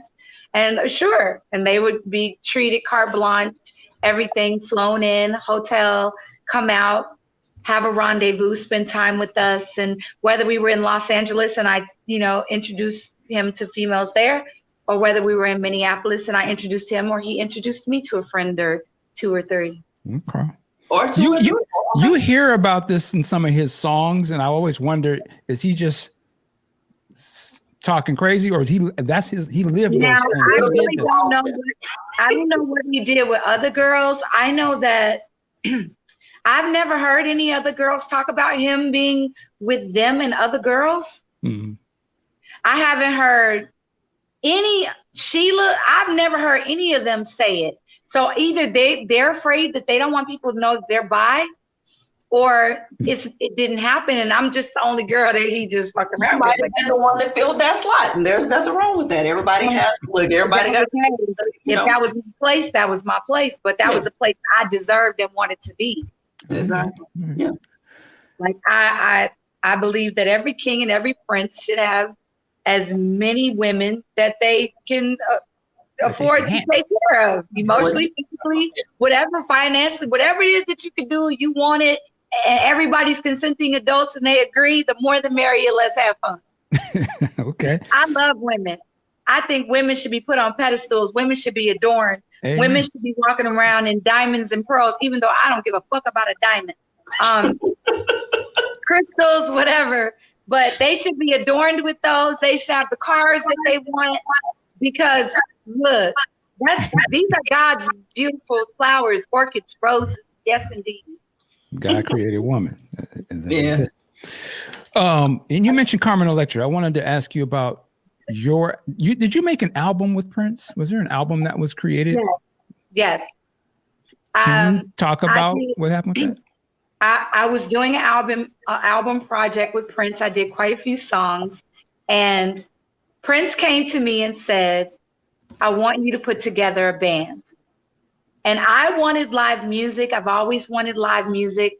I love P-Funk, Funkadelics, Sly and the Family Stone. I'm a huge Jimi Hendrix follower. I love live drums, live music. I'm from Chicago. That African house music, that's the core of who I am. Okay. And Prince had put a band together, and I said, cool. So what he did was Prince allowed me to put a article in a music magazine, and people from all over the world were able to send in cassettes, bios, all that kind of stuff from this music magazine, which was really, really cool. So girls were sending stuff in from everywhere. I should have my boss lady mug. Like, I have a boss lady mug. When I'm looking at this green mug, like, this is not the mug I usually have. I need my black and gold boss lady mug. So I'm going to see if that just miraculously appears. I'm going to put this little green mug over here and see if my really nice boss lady mug appears. She's giving hints to somebody off camera. Where's my merch? You won't. Look, my merch might not, my boss lady mug might not show up. Because King David is a professional gamer, and he's over there doing his. Oh Lord! Well, put the sticks down, bruh. Put the sticks down and go and get her that mug. This ain't cute. This don't go. This like mess up the whole. Can I get my black and gold boss lady mug, please? I love you so much. Thank you, baby. Thank you. Every time I'm like, that seems right. Look, hey man, you could keep it, but We go, and it's not even my merch. It's just dope. It looks good. Oh, okay. No, Okay. you got the team right. Nothing wrong with that. Black and gold, like it fits the picture and everything. All right. I have a coordination for it. I believe. Coordinate. Mushroom belt. Hey, I'm sure we all like just engrossed by your visuals. So you're Mushroom. Look at that. Look at that. Is there, yeah, but there's no I need my alkaline water. Y'all see that? Isn't that nicer? Yeah. Okay. Can you some alkaline water, sweetheart? Thank you. All right. What was I saying? As I was so rudely, you talking about you put an ad out in the paper. You got a lot of people responsive back. People sending in the music. This is like having a slumber party. This is fun. So he put the ad out in the music magazine, and I started to go through the different entries that the girls were sending, and then we went to Los Angeles. We're at his house again. We're up in the Hollywood Hills, and Prince says to me, would you like to go out and kind of scout? And I'm like, for your band. That's a great idea. I'm going to do that. So he stayed home, and I went out to scout. Now, he might have brought a whole nother bitch there. Excuse my expression. Look, sound like Prince had a lot of game about him. I wouldn't be surprised. I didn't think about that to just this moment. I'm not. But Prince might have brought a whole nother girl there to the apartment. I mean, not the apartment, to the house. All right. So he sends me out. I go out. Dwayne is with me. Okay. I'm in the limo. I always had security wherever I went. We go to some clubs, and then I walk in this one nightclub, and I walk in the front door. I kind of scan around. I'm looking for a look. Right? It's my band. So I'm looking for a look. I hope you guys don't mind. I'm going to freshen this up a little bit here. Oh, you do your thing. A look. Okay. Let's get that look, right? So I'm looking for a look, right? And there's this girl, and she's standing right in front of me. She's really adorable, really pretty, and she's got this super curly, like ringlet curly hair. And I tell Dwayne, yo, like, I'll be right back. I want to go talk to this girl. And I walk up to her and I said, excuse me. I said, what's your name? She said, Tara. I said, how old are you? She said, 18. I said, where are you from? Cincinnati, Ohio. I said, how long have you been here? She said, I've been here for 2 weeks. I said, I know this is strange. I said, and I know you don't know me from a can of paint. I said, but I'm putting an all-girl band together. It's my band. I'm the lead, and I'm looking for girls to be in the band. I said, can you rap, sing, dance? Can you do any motherfucking thing? What can you do? And that is exactly how I said it. Can you sing? Can you rap? Can you do any motherfucking? Can you do anything? Because I love the way she looked. Yeah. So she was like, she said, I can dance. I'm a professionally trained dancer. I've danced my whole life. She said, I can sing a little bit. I can sing. And then she said, I can rap a little bit. I'm not that great of a rapper, but I can rap. I said, I know you don't know me. I said, but would you be willing to meet Prince and audition to be in my band? I said, you and your cousin can ride with us in the limo, or you can follow us to the Hollywood Hills. And if you want to stay at the house, you can stay. If you want to leave, the limo driver will take you home. I said, I know you don't know me.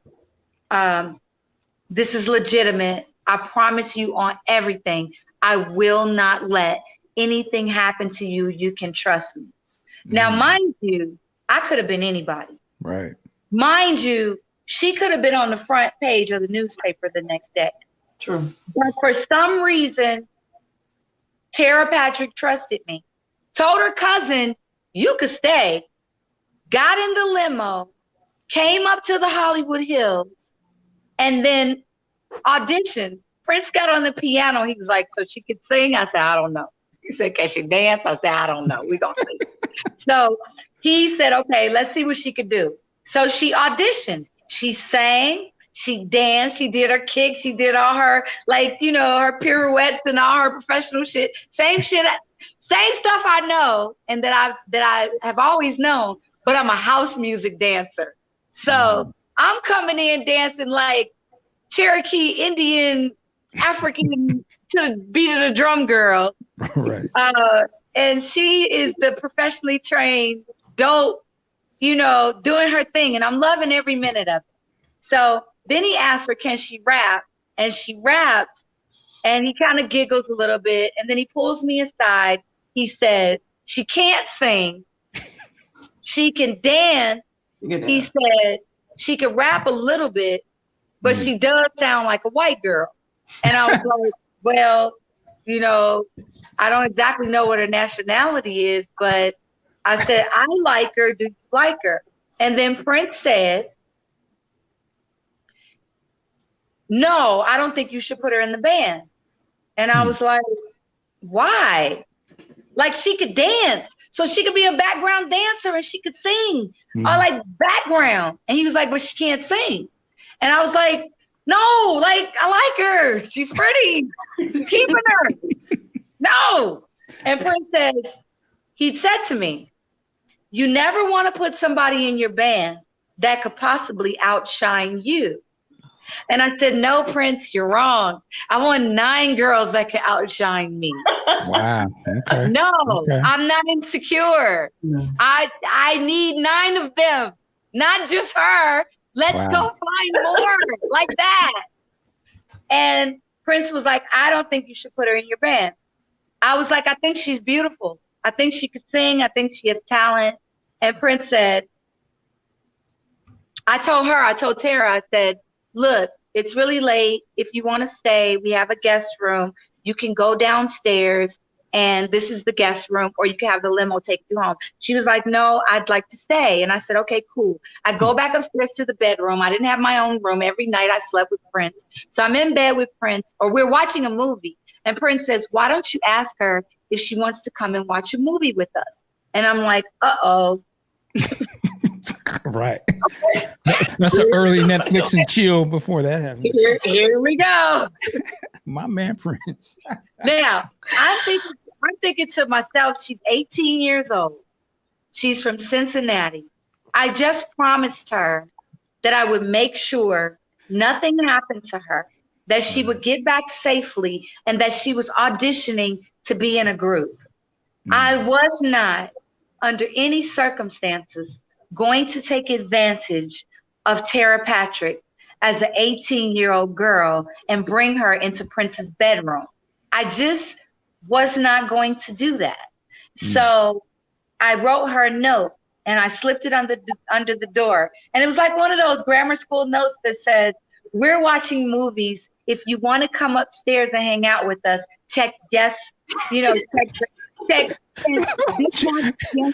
It's like you writing a legal document. She said yes. I got That's exactly what I did. And she said no. Okay. Right? So I was like, okay, cool. So I'm going to respect that. So the next morning we had breakfast. The chef prepared us something to eat. We ate, and the limo took us back. And in the limo, I told Tara, and yes, Prince and I, you know, we engaged in whatever we engaged in that particular night and that morning. And I took Tara back to her cousin's apartment, the person she was staying with house, because she was visiting. And I told her in the limo, I said, look, I said, Prince told me not to put you in my band. I said, I like you. I think you're beautiful. I think you can dance. I think you're talented. I like that you can rap.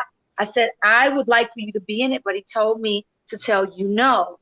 I said, but look, I'm going to prove to you how talented I truly believe you are. I said, I'm going to take you to Capitol Records and I'm going to get you a record deal. Wow. And you'll be your own artist, a solo artist. I said, I don't know if he just doesn't want you to be in my band. And I told her this. I don't know if he wants to put you behind him. I said that very clearly to Carmen Electra, Tara. I said, I don't know if he wants to put you behind him. I said, but I think you're talented enough. Now, mind you, I had not seen her dance. I didn't see her dance until she auditioned for Prince. So all of a sudden, the girl in the club went to a different dynamic to me once I saw her true professionalism as a dancer. Mm-hmm. I immediately was like, yes.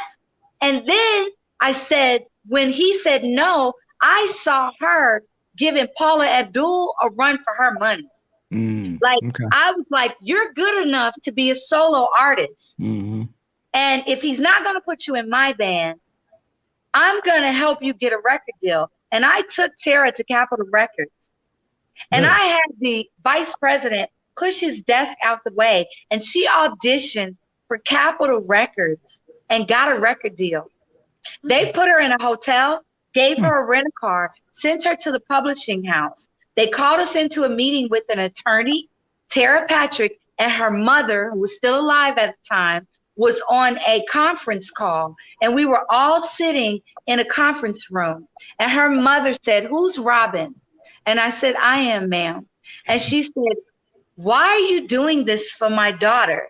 Why are you going out of your way to do all this? I said, because I had someone in my life who believed in me. Michael, the same person who was my manager and put me and Tommy Boy in that apartment and put us in the studio, said to me, Michael said to me, if you ever find yourself in a position to help somebody like I helped you, help them like I helped you, and you can pay me back when you make your first $1 million. Because I knew we owed him money for our apartment. When I met Prince and I was leaving, like I didn't just bone out.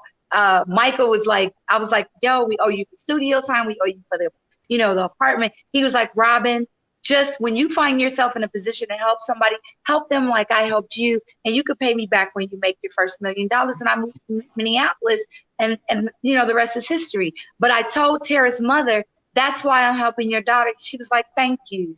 I appreciate this so much. They immediately put her on the fast track, put her in a hotel, gave her per diem, got her a car, and started sending her to publishing houses. I'm in Minneapolis putting together a band, flying girls in, putting them in hotels, piecing it together, giving them their per diem. Tara is calling me from LA, calling me her big sister, telling me, girl, like, thank you for everything. You're a big sister to me. I can't believe you did this for me. Wow. The whole time she is in touch with Prince. And now he's trying to get her to fly to Minneapolis to leave Capitol Records to start recording with him behind my back. And I didn't even know it. My man Prince. Yeah, he was something else, wasn't he? They were something else, weren't they? Well, yeah. It's interesting that you can see some of the moves he was making when he met you. I guess he's kind of doing that with the next one. It sounds like a little bit. Well, there's definitely a pattern. Realistically, there's definitely a pattern. I think that Prince wanted to see whether or not he could manipulate me to do something that was against my moral standard. And now you said your moral standards. My morals come first. God comes first. Right. And I was building a band. And I was really doing everything I could in my power not to mix business with pleasure. When it came to being an artist on the label at Paisley Park, I really didn't want to cross that. So I didn't want Prince to start trying to fuck all the chicks, all the girls in the band. Like, I knew if that happened and then we started fucking girls and girls got pissed off and then I'd lose band members, and that's just chaos. Was he trying to do that? What? Was Prince trying to do that? Hey, why else would you invite the 18-year-old girl up to your bedroom to watch movies? No, I'm talking about the ones in your band. Maybe that's why he didn't want her in my band. You see? No, I'm asking you about your band. You know what? No, Prince didn't like my band. Once I put the band together and performed at Glam Slam, our very first ever performance, Prince called me the night of our performance and said, I hate your band. They can't sing, they can't dance, fire all of them and start over. Wow. And I said, no. He said, Prince- either you do it my way or you do it with somebody else. I said, well, I guess I'm just gonna have to do it with somebody else. Okay. And I quit. Does he get to a point where with you, was it like when you started to kind of do your own thing, and was it getting out of his control? Did he feel like maybe? Yes. Let me tell you why. Mm-hmm. Because when we did our show, number one, when we had 5 weeks together as a band to prepare for our first show at Glam Slam, Prince did not give me mirrors until 7 days before the show. What band practices without mirrors? Number one. Mm-hmm. Every time I would ask for mirrors, I was told I was going to get mirrors and didn't get them till 7 days before the show. Number one, that's sabotage. Okay. Then, but we did it. Number two, the more I got, by this time, I already know about Carmen. I know she's there. I know he's working with her. So what I did, instead of doing the songs that I was doing with Prince on the album, I got together with the band and we did our own song. Okay. I didn't do the music that I was doing with Prince. We did other music. So while he's watching me perform on video, because he's having the technicians film each one of our practices, he's watching me creating music that's not the music that I made with him. So I've decided if I'm going to do my first performance, I'm taking this into my own hands and I'm doing it my way. Okay. So that pissed him off, right? That pissed Prince off right there. But I still did it. But when I did it, it was more or less either you do it my way or you do it with somebody else. And he really didn't like my band. Now, ironically, 20 years later, I Google myself and I find a Prince.org. If anybody wants to know anything about me, just look up Robin Power Royal on Prince.org. Oh, Power Baby, Power Angel Baby, Prince.org. On Prince.org, there's a thread that had already been going on for 2 years about me with the girls in the band talking about their experience with Robin Power and Prince being in Robin Power and the Uptown Dames. And in the thread, come to find out, none of them bitches like me. Wow. They didn't like me. Man, they didn't call me a bimbo. But they was going in on you online. They were going in. They didn't call me all kind of names.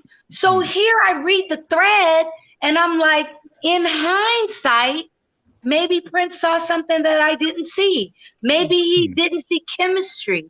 Maybe he thought about when I said I wanted 9 girls that could outshine me. Maybe Prince saw what I was talking about. And instead of me saying, okay, you're giving me an ultimatum, I'm going to fire everybody and start over. Let's just start over. Now, mind you, Carmen Electra and Maite have just been flown in at the same time. Jill Jones is still there. Sheila E. pops in and pops out whenever the fuck she feels like it. And I don't care what girl Prince is with. When Sheila comes, the show stops. Really? Really? I love Sheila E. And I'm telling you right now, I love Sheila E. I wanted to fuck Sheila E. I told Prince I wanted to be with him and Sheila. He told Sheila, or he told me he told Sheila. And Sheila was like, I ain't trying to get with her because I don't know if she felt like I was the new girl on the block. A lot of people felt interesting because I was Black and Prince wasn't really around a lot of Black girls. Kat had just left. I don't know what her relationship was with Kat. So I don't know if she saw, maybe they thought I was trying to replace Kat, which I wasn't. So have you ever met Kat before? Prince came back and was like, Sheila don't want to do it. We talking about sex, right? We were very, very, very freaky, kinky, intimate conversation. Oh, real quick. Had you ever met Kat before? Had you ever met Kat before? Freaky, kinky, intimate, homie, lover, friend conversation. So he came back to me later. Prince came back later, probably about after I'd been there about a year, and said, Sheila changed her mind. Now she wants to, she's thinking about it. And then he said, I love Sheila. I'm not there's nothing personal. This is my story. This is my truth. I don't know if he's telling the truth. He could have been lying. Sheila can only speak for herself. For sure. But Prince said to me, well, I don't think that's going to happen now. And I was like, why? Like, I like her. Why can't we all hook up? And Prince said, because physically, I don't see y'all bodies together. And I'm like, what? Prince said, I don't see y'all, like physically, I don't see y'all. Like Sheila was smaller than me, body-wise, boob-wise, height-wise. She was a little smaller. And Prince and I had already started some fun rendezvous with females that tend to have more of my body type. Bigger breasts, smaller frame, bigger breasts. So people know Prince was into the twin thing. So he Prince liked symmetry. And I think physically, physically, Sheila E. and I didn't have physical symmetry. And so that's what he said. That's why that never transpired. That was the excuse that Prince gave me. Mind you, Vanity and Sheila E. had always been a fantasy of mine. And I wanted to be Sheila's friend. But Prince was very strategic on keeping all the females apart. Very strategic. Yeah, that should be another book unto itself, how he was able to maneuver all of y'all like that. Right. I also found it very interesting that when Maite came, like I was with Prince in Spain when Maite's mother gave Prince the cassette tape, the VHS tape. I don't think Maite knows this. So hi, Maite, listen very closely.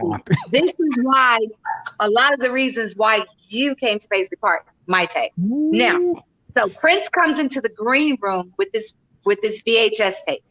I'm sitting on the floor watching Prince perform on the monitor. Like everything's being set up for the performance. He just did his rehearsal. We've performed. We're watching the playback of the concert. Prince comes in and says, Robin, I got to show you something. He pops in this VHS tape and there's this little girl dancing on That's Incredible or whatever show that was, rolling the quarter on her belly. Then it shows her a little bit older. And I'm trying to figure out, why is he showing me this child, this little girl? So excuse me, my hair is in my eye. So I'm looking at the tape and then she gets older and then it's Maite. She's older. She's got the sword. She's belly dancing. And I'm like, wow, look at her. She is beautiful. Like, where did you find this? Who is this girl? And Prince says to me, what should I do with her? And I said, bring her to Minneapolis. Put her in your bed. Put her on stage. Wow. I said, do anything with her. Get her. Huh. Mind you, I don't know. She's 16 years old. She's 16 at the time that you said that? Yes. I'm thinking she's 21. She's 16. I said, do anything with her. Get her. Put her in your band. That was the first thing I said. Put her in your band. I didn't say put me in your band. Right. I wanted my own band. I said, put her in your band. I said, do anything. But that's a definite 100% unequivocal yes. Now, mind you, when I saw Maite walking down the halls of Paisley Park and I knew Carmen was there, that was at the exact time that Prince told me, fire your entire band and start over. Was Maite there to be in my band? Was Carmen there to be in my band? Like, I don't know exactly how all of this stuff was going to transpire in his mind, but I never let it get that far. That's and very there interesting. there were some other personal things going on in our relationship that go with the other things that I told you about that will probably piece everything together for everyone at that particular time and how those things transpired that I just am holding on to for right at this moment. And not out of fear, not out of what people think, just out of when I'm ready, I'll be ready. And there's so many beautiful and wonderful and amazing stories that you are one of the first people to take the time out, and TP, one of the first people to take the time out and get to know me and ask me what my experience was with Prince and Paisley Park and the tours. And I was on the new tour. And I didn't know you were on that. Okay. I got up on stage and danced with Prince in the new tour. Wow. Okay. So I performed in Europe. I was with Prince on the tour. I was in the hotel rooms. I was the girl sitting next to him. I was the girl in VIP. So a lot of people don't know I was there when there were no cameras. Right. A lot of people see the girls that were in all the pictures with him. But let me tell you something. I never asked Prince one day in my life. Never once have I ever asked Prince to take a picture with me. Never. You know why? I was never going to be that girl. Can you take a picture with me? That wasn't important. The experience was way more important than us being in a picture together. Now, there was a newspaper that put us in a magazine article in New York together and said, it talked about the premiere of Graffiti Bridge, that I met up with Prince in separate limos at an underground club in New York for a party, and that we were together inside the club. They took a picture of us separately. They told that we were in the corner together, canoodling in the corner, and that we left in separate limos, when in actuality, we left in separate limos, but we met at the hotel. Wow. You're kind of blowing my mind with a lot of the stuff you're revealing here tonight. So I'm trying to process this as we're going. Yeah. Wow. This is it is so much. So just to go back to, the Carmen thing, and I can, whatever you don't want to reveal, I can totally understand that. But I can tell whatever. When you got that project done, and then I guess it came down to he didn't like who you had in the band, and you were kind of starting to do some of your own music. Well, first of all, we got into an argument. Oh, okay. We got into an argument in the making of my album because Prince tried to give me a lot of songs that I recorded. Let me repeat myself, that were recorded, but I did not like them once I heard them. And I told Prince some songs, I was like, Prince, I was honest. I was not that kiss ass. I wasn't that girl that was like, whatever you give me, I'm going to do, period. I already was from Chicago. I was a hood girl. I had a style. It was way street. It wasn't that game girl, game boy, poppy kind of sound. That wasn't, that like he tried to do with Cat. Cat did some songs in Europe that were like, that just wasn't my style. I was a little bit more street. I have a deeper voice. I wanted to be more of a street rap, like hood rap, not hardcore, because that didn't come till later. Gangster rap, just more. I wanted to tell my life story. Okay. And my life story as a teenager and a kid wasn't pretty. It was street. And I told Prince, what works for you don't work for everybody. I cannot. This just is not my field.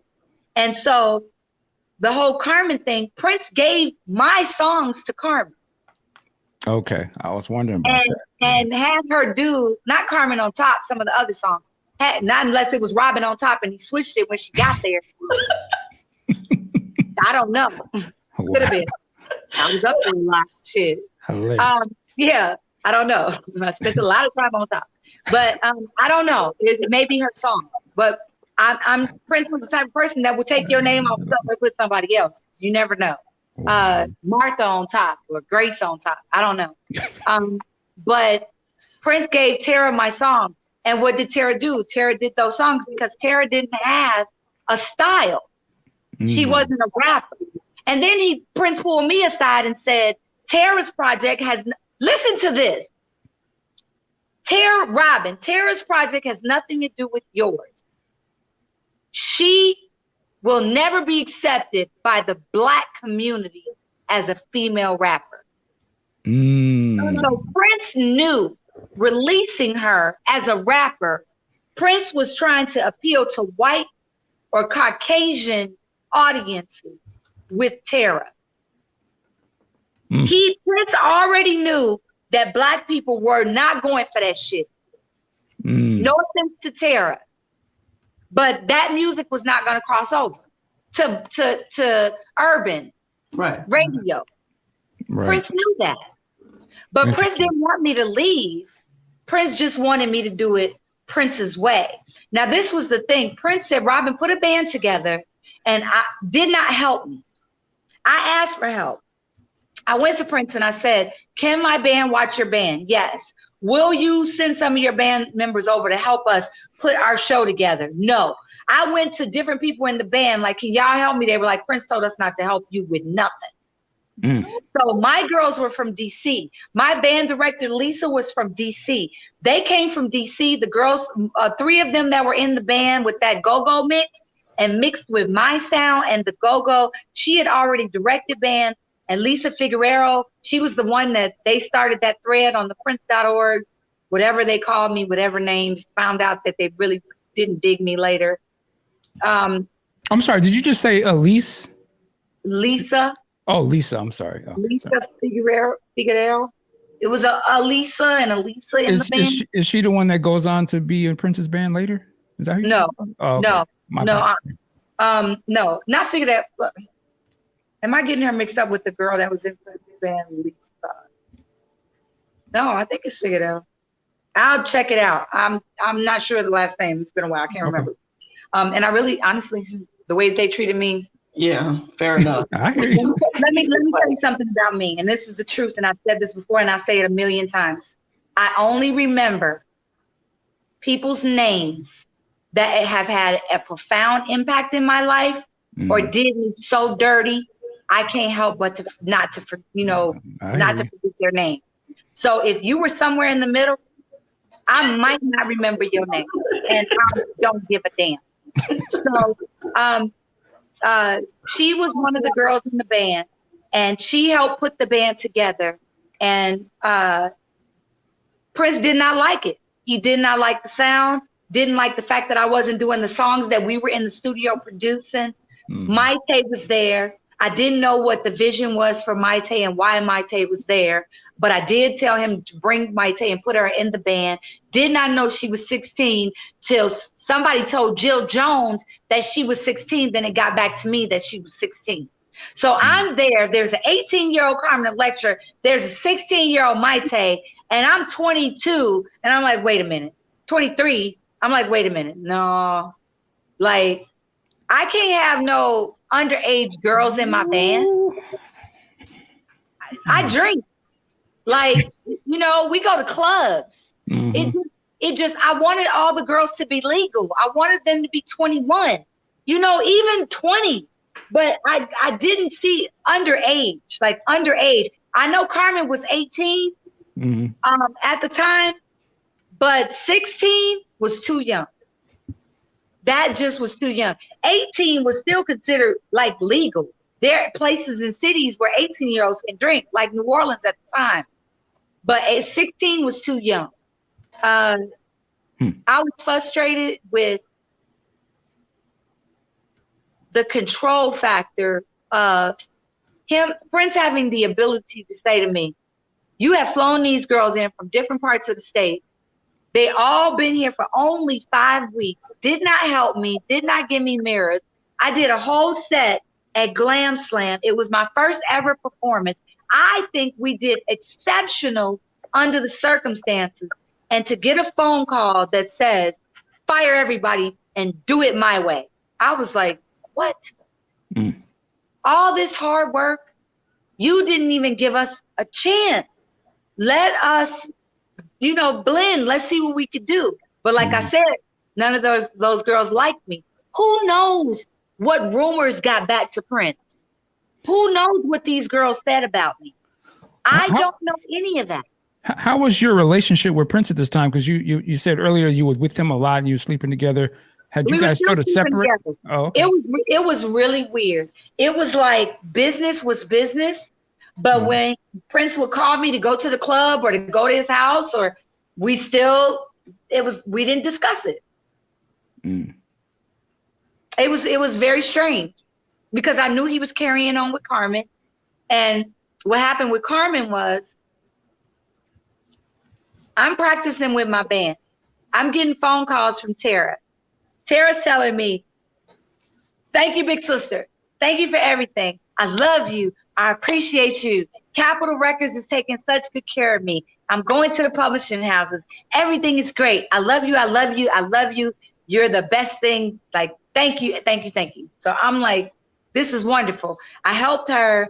I'm putting together my band. My relationship with Prince is great. I don't know, Maite is on her way. I have no idea of what's going on.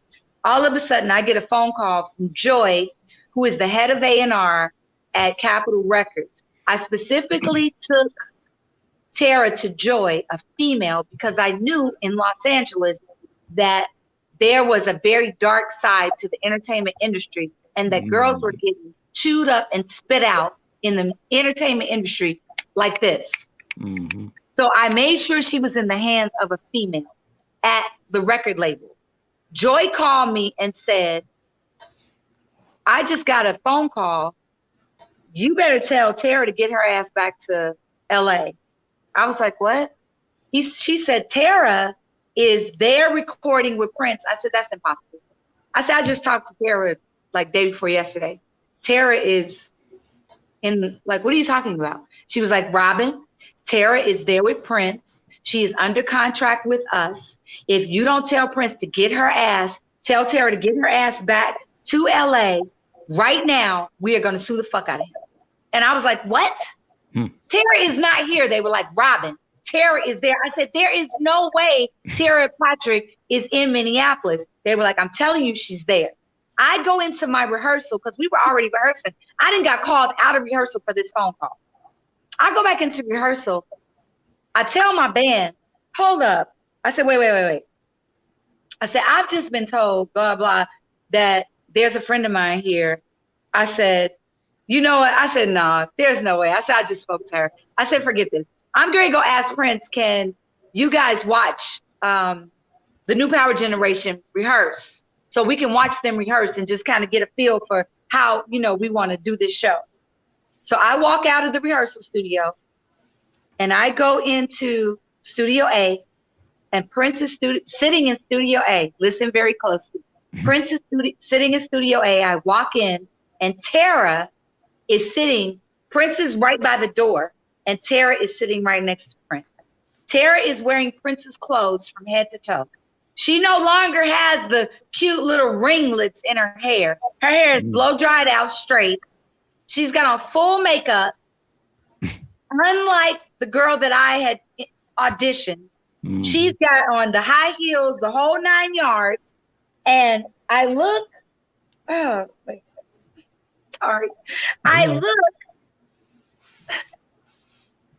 I look at her and I say, hello, Tara. And Tara turns and looks straight ahead and doesn't say one word to me. Wow. Nothing. She just turned her head and looked at the wall. And it was like somebody hit me in my gut with a ton of bricks. Excuse my hand. People keep sending me stuff. With a ton of bricks. And I tell you what, I was more hurt at that moment from that young lady's response to me and just clearly not even acknowledging that I had walked in the room than anything that Prince could have ever done to me. Man. And I asked Prince, I said, can my band watch your band rehearse? And Prince said, yes. And I turned around and I walked out and I walked into my rehearsal and I sat down and I cried. I just cried. I said, I cannot fucking believe this. And I called Gilbert Davidson and I let them know that I had received a phone call. And he was the president of Paisley Park at the time. I had received a phone call. I told Gilbertson and I told Craig Rice that they said that if Tara didn't get back to Los Angeles, that they were going to sue the fuck out of Prince. They were going to sue him. And Prince saw me later and sat me down and said, my project with Tara has nothing to do with you. These are two totally different projects that nobody, the Black community will never accept her as a female rapper. I am pushing her project to a whole different demographic than yours. I continue to rehearse with my band. A week later, I'm walking down to go to the kitchen to get something, and here comes Maite. I'm like, Tara's here, Maite's here, Jill's here, Ingrid's around the corner. Sheila E. can bust in the door and just tell everybody, go sit the fuck down whenever she feel like it. Miss Minneapolis, which is the girl that he and I both were kicking. No, I wasn't. She was kicking it with him, but I had made a pass at her at a club. He's kicking it with her. He got some other girl from someplace. Like, there's so many women. Damn, Prince, cold. I'm like, wait a minute. I have a sexual relationship with this man. My mother crossed over from HIV. At that time, I did not know my mother was HIV positive. HIV was not a big thing at the moment. I did know this. I did not know, excuse my expression to all y'all beautiful and wonderful Prince fans, but I did not know how many different pussies Prince was sticking his dick in. And that right there, that disturbed me. It disturbed me fully, to the point that if I'm your girl and you telling me you're in love with me and you're telling me I'm that number one, but all these other women are around, like, I've always known that they were there. I'm from Chicago. I know the game. I know the pimp game. Believe it or not, I know Violet gonna be like, what? Believe it or not, my mother was a bad bitch. Not rest her soul. She partied in paradise. My mother was a bad street queen. She was nothing else. My mother was a pimp. I'm serious. A professional dominatrix, a gun runner, and a drug dealer for the El Rookins and the Disciples. Let me repeat myself. Wow. My mother supplied guns, girls, and drugs to the El Rookins and the Disciples. Her name was Cherry. She was a queen on the triangle. They all knew her, but yet she was able to supply these things to both rival gangs and never got caught up in their shit. My mother had a dominatrix dungeon and 4 girls living at my house that all looked like me all at the same time. Wow. She had parties for entertainers, all kind of people. She had clients, and those girls were all my aunties. My mother was gay, straight, and bi whenever she felt like it. Wow.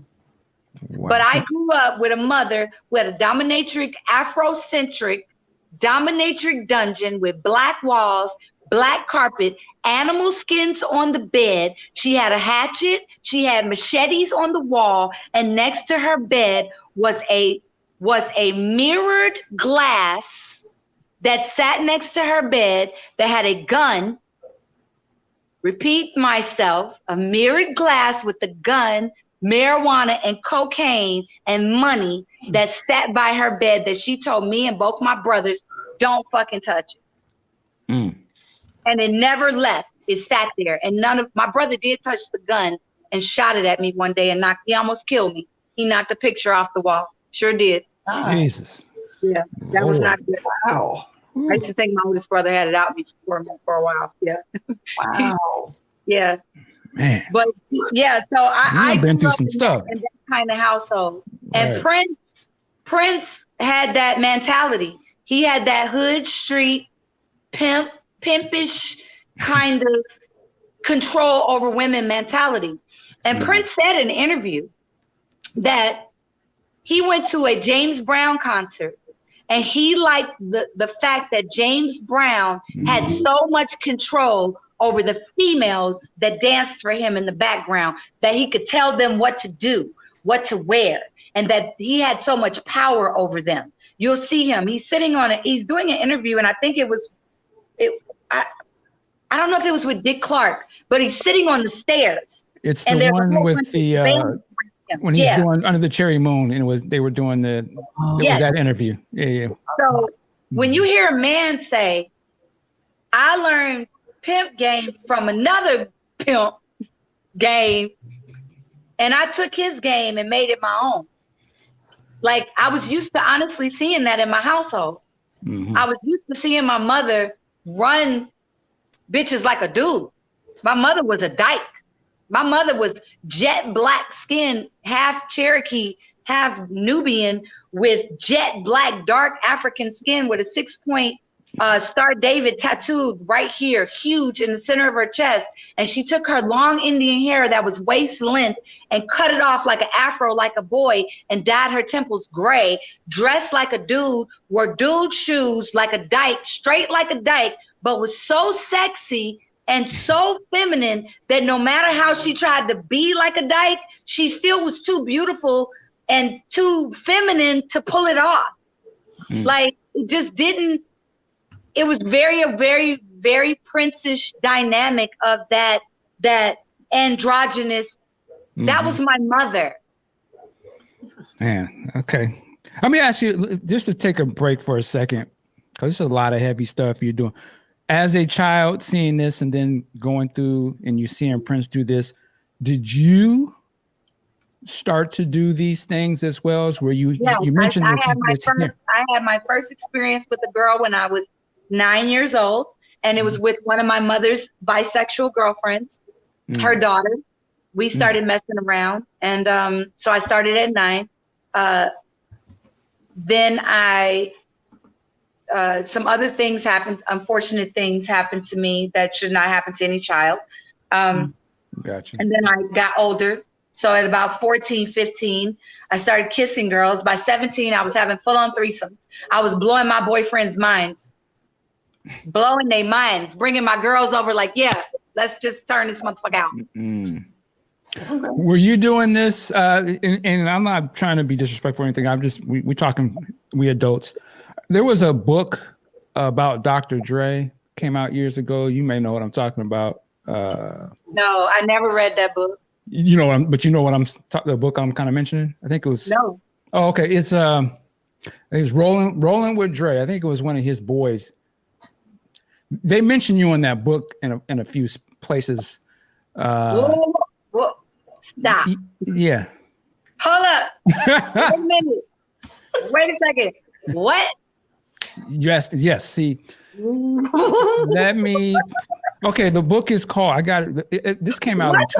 What? No. Like, really? What is this? I'm scared. No, there was nothing bad. I'm great. Scrunch down in my seat. Well, it was a book. It was called Rolling with Dre. They talked about me designing the house. Not that I remember, but I remember this came out like in 2000 or 2008, maybe. It was a while ago. And it was one of Dre's boys, and I think he felt like Dre did him dirty, so he tried to expose Dre in this book or something. But he mentioned you because he mentioned that we used to have the parties at Dre's house. And what did he say? And he was just like, we would go to Robin, and she would bring the girls. Like, she was the one you would go to get the girls for the parties. And I'm bringing that up because it kind of sounds like. I honestly, I swear on everything.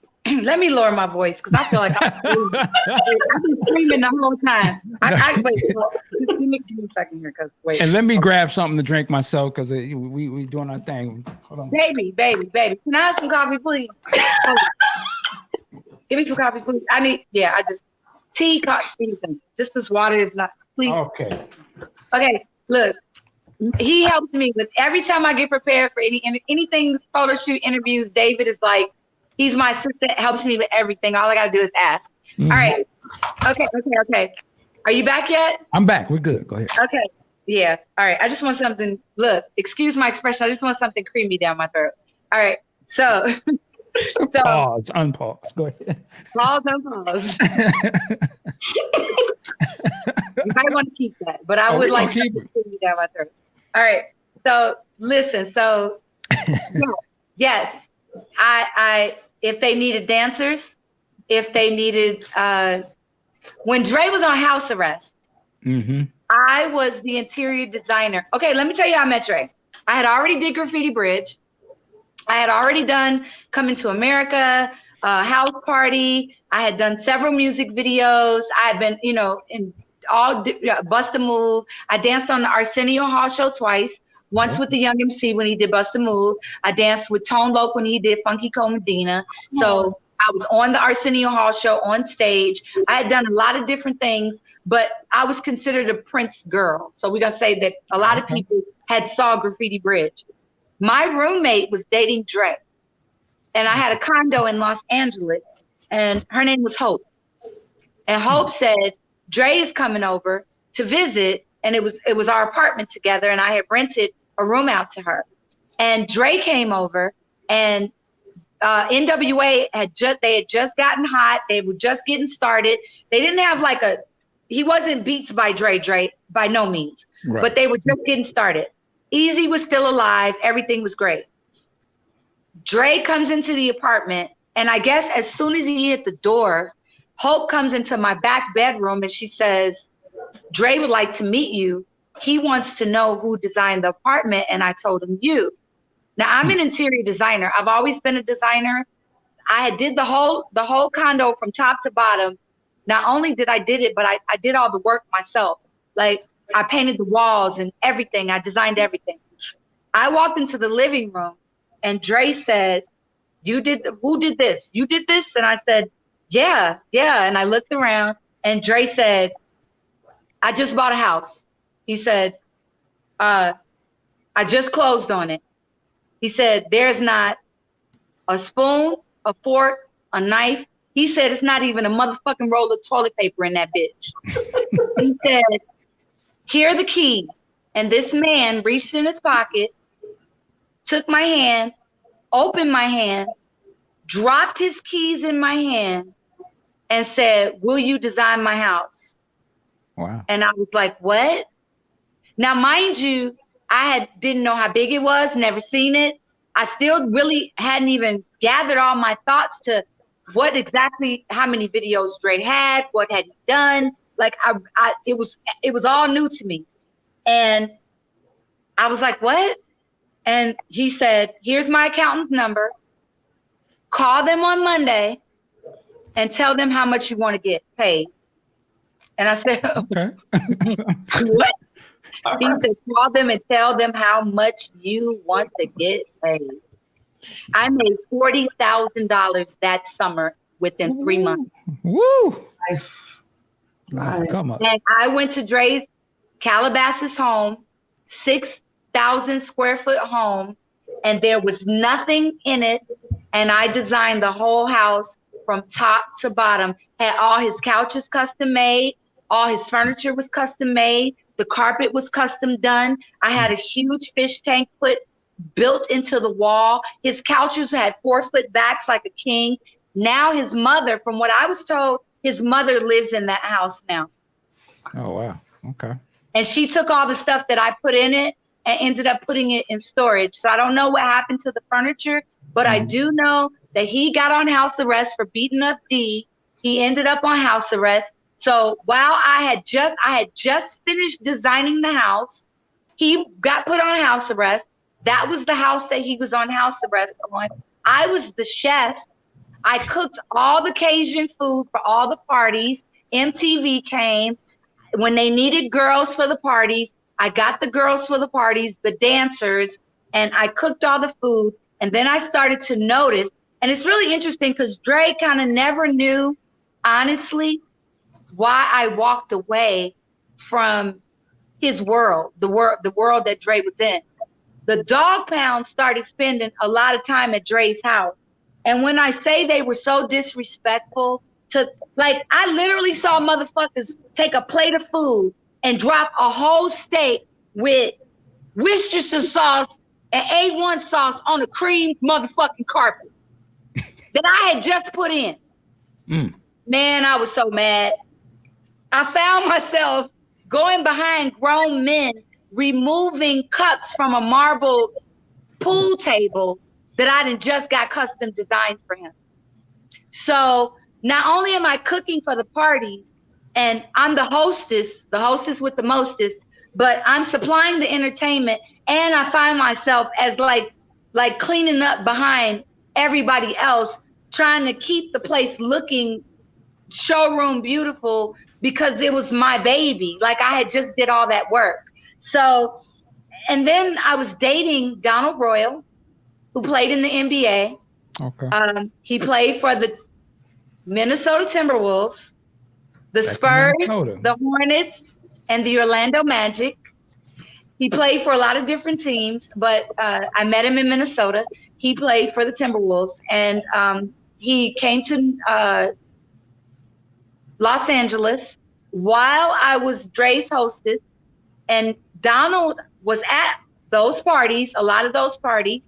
Now, these are those wild Dre parties. We're talking about parties that Donald was there. My at that time boyfriend was at those parties, and I ended up leaving Los Angeles, moving to to Orlando, having a daughter, and getting married.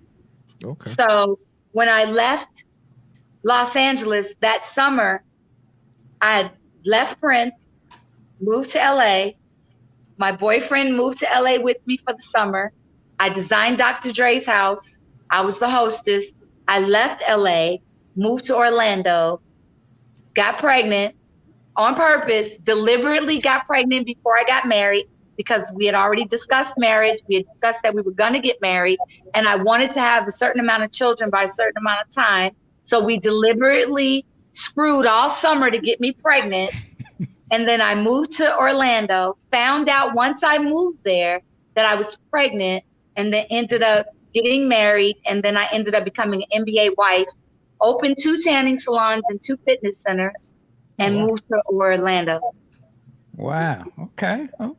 Awesome. So that's how I ended up being introduced to Dre's world and leaving Dre's world. Okay. Interesting. Yeah. Good. I'm glad you cleared that. So, and just this is for Dre. Dre, if you out there, you know, Dre and I, we were very good friends. Dre became extremely good friends with my husband. Dre, I'm forever indebted to Dre for giving me the opportunity to be a part of that world, to work with Dre, and for giving me the opportunity to design his house. Dre also made a promise to me. Dre knows what that promise is, and I don't need to go any further than that. Dre, you know what that promise is. And I'm letting you know, no matter what transpired, I'm never gonna hold anything against you, but you owe me. You made a promise, and I'm still waiting for my promise. So, you know, he owes me. And Eddie Murphy, I want to say thank you. I want to say thank you for putting me in Coming to America 2. You didn't have to do that. There was a lot of clips you could have chose, and you chose the one with me in it. And not only did you choose the clip with me, you put it on a close-up.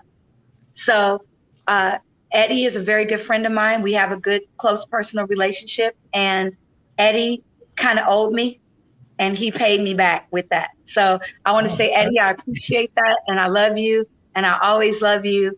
And Dre, you owe me. And one day, I'm waiting. Nigga with attitude, I'm waiting on my motherfucking phone to ring. I done told Warren G. I done left messages for Snoop. I done told anybody, Alan Payne. I done told anybody that you know, that knows you, that knows me. I done told all them motherfuckers that I'm trying to get in touch with you. So if none of them told you, they wrong for that, and fuck them. Well, damn. I'm serious. So I hope you keep that. Because I done told some people that have read my messages, and Dre still ain't called me. So I don't know if they never told him or if Dre just never called. Either way it go. Dre, if you never called, I'm going to give you a chance. And if not, fuck you too. So that's out of my pay grade. But I love you. I love them all. I love them all. I do. I mean, All right. I mean that fuck you from the bottom of my heart. How can I say it?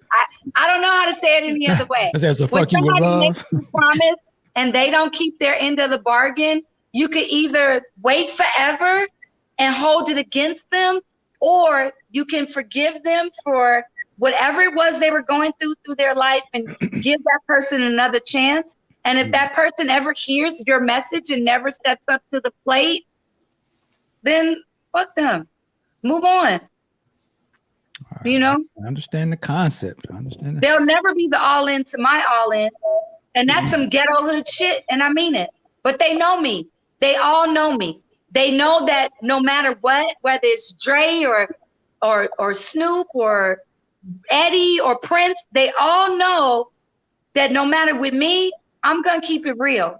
And I've been waiting a long time to sit with my friends and to tell them about a much bigger plan. Like right now, they all live in small. Eddie, I love you. You live in small. Dre, I love you. Nigga, you live in small. Snoop, y'all live in so small. God got so much more for these kings in the industry. And this is the funny part, Michael. This is the funny part, Violet. This is the weird part. None of them are expecting the message to come from me. They don't know. They don't know that there's a bigger plan to all of this. And none of them are expecting from the message. They're not expecting Robin to be the motherfucking messenger. That's what the kicker is. They're not expecting what God got for them. And either they're going to get in touch with me and figure out what the real plan, why they're here, or they're going to ignore this and go on with their lives, cross over to the other side, and realize the whole time all I had to do was make one motherfucking phone call to live in my true power, to live in my true destiny and my true spirit, and just to get a message from a really good friend who's never done anything wrong to me. But it's been some people blocking. A lot of people have been blocking. I've been trying to get in touch with Dre and Eddie and Kanye West. And back in the day, it was R. Kelly. And at one point, it was P. Diddy and Drake. And it's a lot of fucking people I've been trying to get in touch with because God gave me a real big plan to do some really important things in Africa. And none of them have been brave enough or bold enough to either sit in a room with me and have a conversation face to face or just pick up a fucking phone and make a phone call. Why do you think that is? Fear. Fear. Fear. Fear of the unknown. Fear of fear of God. Fear of being what's the word? Fear of being crossed by people and women in the industry. Fear of people knowing their business. But another thing to me is obviously none of them, I don't know, maybe their mamas just didn't raise them well. Because I was taught that when people are nice to you, that you're nice to them. Treat people the way that you want to be treated. And I'm going to say this because I haven't never said these things before publicly. God showed me a vision for Kanye West. I met Kanye West twice. I've stood face to face with Kanye West. I have given Kanye West gifts. Kanye West never called me back. I have stood face to face with Diddy. I have handed Diddy a gift. Diddy has never called me back. I have stood face to face with R. Kelly. I have given R. Kelly many gifts. R. Kelly was the only one that had enough respect to call me back. And when R. Kelly did call me back in 2001, when R. Kelly did call me back and I told R. Kelly, Robert Kelly, that God had a calling on him, R. Kelly didn't heed the calling. And R. Kelly never gave me the opportunity to sit face to face with him and tell him everything that God had given me to give to him. I have reached out to Drake. I have given music and DVDs and gifts and letters, cards, all kinds of things to all these different individuals. And they all might have thought I was trying to hook up with them. They all might have thought I was trying to be their woman, their wife. They all might have thought they might have thought a whole lot of things. Each one of them were a muse for me. All my music that you have the links to, Michael, that I sent you, each one of those songs at a different time when those songs were created, God gave me a vision of a king and said, Robin, somewhere out in the universe, there's a king that was created just for you. Robin Renee, there's two of us, three. Robin Renee Royal, Robin Power Royal. There's a king out there for you that was created just for you. But your job, Robin Renee, is to figure out if that king is already established or if that king is a king that doesn't know who he really is yet. And your job is to reveal to him who he is and what his purpose is. And the entire time that I sent music and gifts and DVDs and sent shit UPS to different Diddy's businesses and R. Kelly's recording studio and Kanye West, sent stuff in the mail to the Donda West Foundation and gave DVDs to Drake's Boys and called up Warren, or sent messages to Warren G, just to tell all these people, can y'all just tell them to give Robin a call? The entire time that I was searching for my king, I was looking for the spirit of Jesus. I was looking for the one that God said that was going to be by my side, that was never going to leave my side, and that was going to help me do great things in this world and to change the world and would make it a better place for our people, specifically in Africa. There was already a spirit that I was searching for. From the very beginning, I knew what I was looking for. And as I looked at the people in the entertainment industry, after I asked for a divorce from my ex-husband, God revealed to me when I sat on my couch in Orlando, Florida, surrounded by 20-foot Egyptian hieroglyphics. In 2001, I had a 22-foot king tut over my bedroom door. I lived in a 6,500 square foot mansion. And I had huge hieroglyphics on all my walls. And my life was in turmoil. It was spinning out of control. And I'd asked for a divorce. I was ready to move on with my life. And I sat on that gold leather couch and I looked up at all those hieroglyphics and I asked God, what is going on? I need help. I need you to help me, to show me my destination. Who did I build this house for? Who did I build this house from scratch?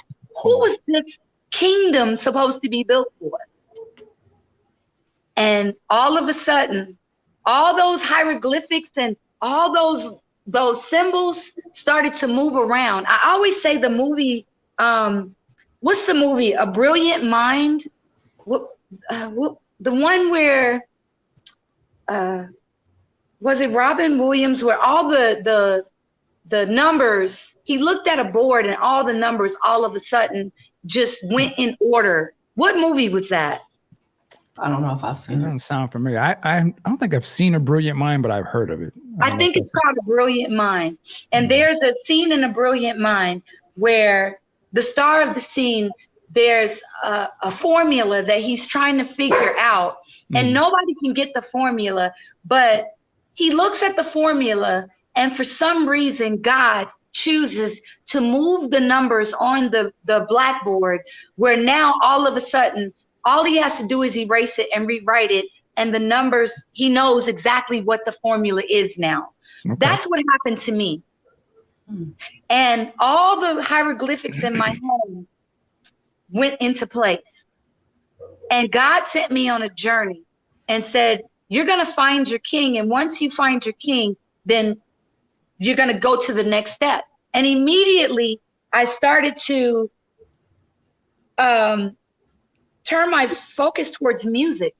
I found music again. Okay. And I started nigger rigging. I call it nigger rigging. I'm a nigger rig queen.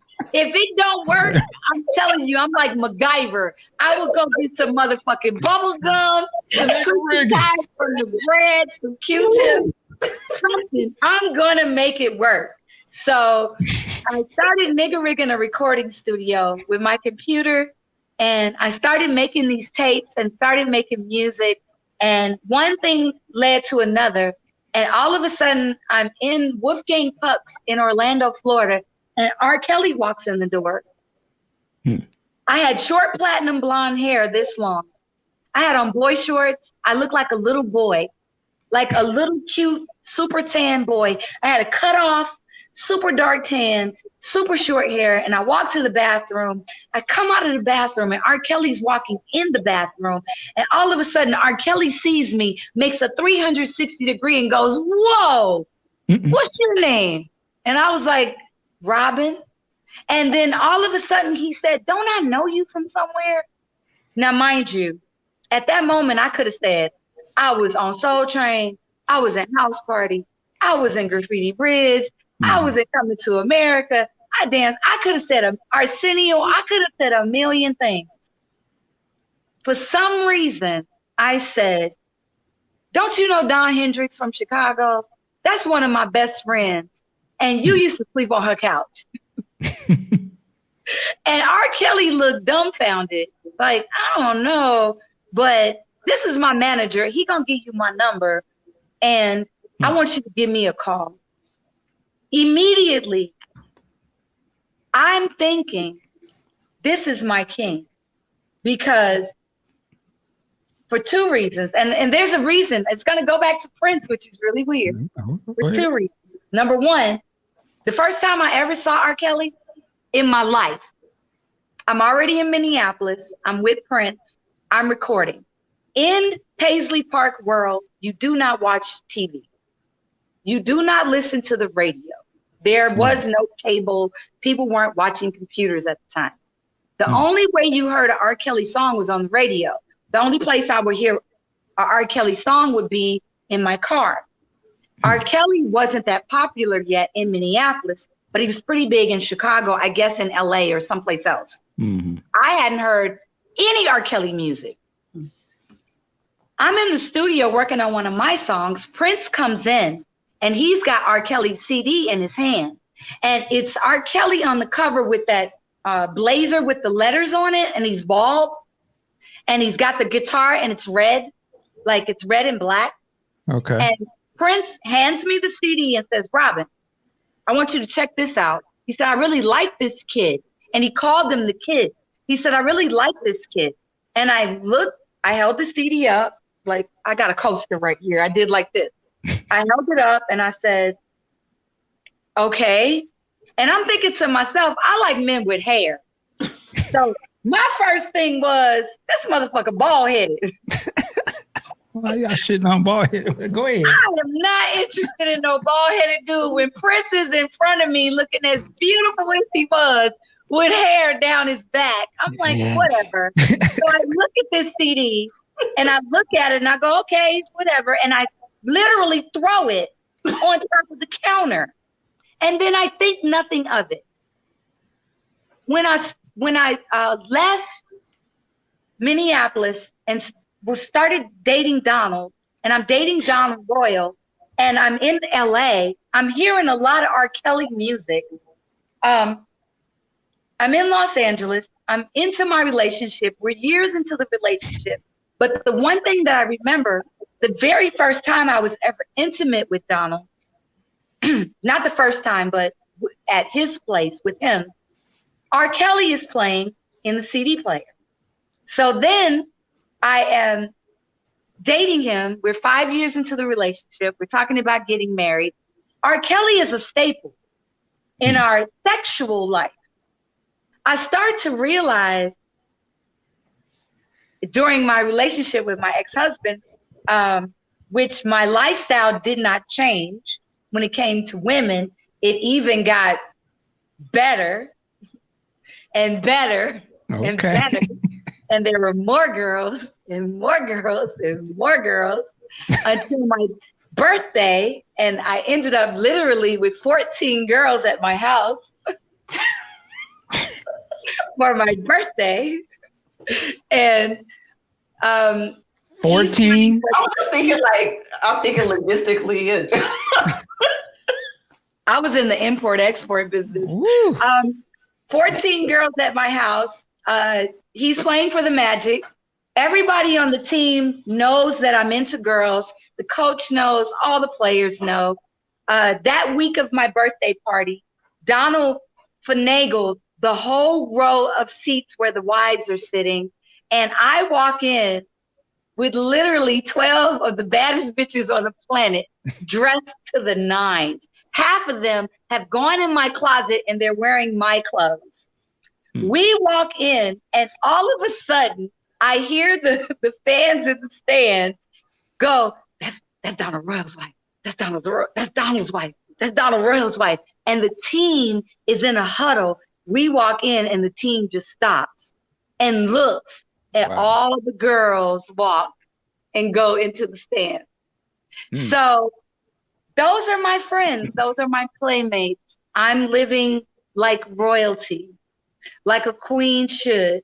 I'm living in a 6,500 square foot home built from the ground up that I built while I was pregnant with my only child, my daughter. And I have 22-foot niggas on my wall in loincloths and spears in Egyptian hieroglyphics. And there's a 22-foot gold Egyptian painted to perfection King Tut sarcophagus over my bedroom door.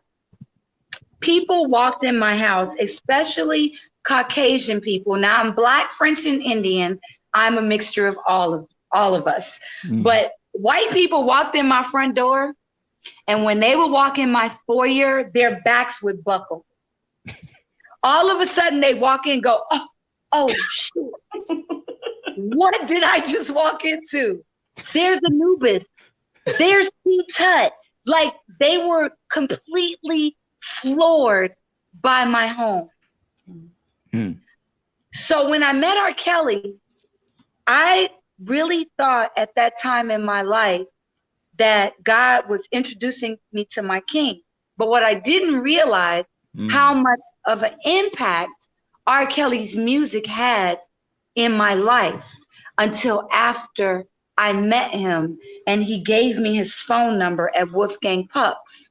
I went home and I took damn near the 10 R. Kelly CDs that I got now, and I took them all and I went and sat in my shower and I put on headphones and I listened to them all back to back. And what I realized was, number one, the power of music. Number two, that I had spent 15 years with a silent giant, that every time he wanted to apologize for something that he knew he should not have been doing or got caught doing, and I kept taking him back, that R. Kelly was the music that was always the makeup music, was always the music in my CD player. And it wasn't just our one R. Kelly CD, it was like 6 R. Kelly CDs, and then you get a D'Angelo and Sade. Like it'd be 3 or 4 Sades. We had like a 30-something CD changer, some crazy shit. And then you get a Luther Vandross. But our music played as we slept. So I found myself listening to this music, and even Prince. There were some Prince CDs that I put in there, and I would listen to this music as I slept. And I found that Robert Kelly's music had a profound influence on me.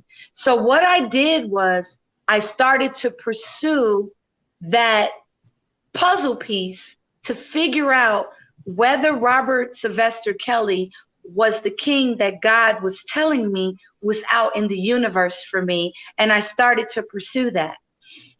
as I started to pursue that, a lot of stuff happened, and R. Kelly did contact me, and we did exchange a lot of phone conversations, and we were in the same place at the same time.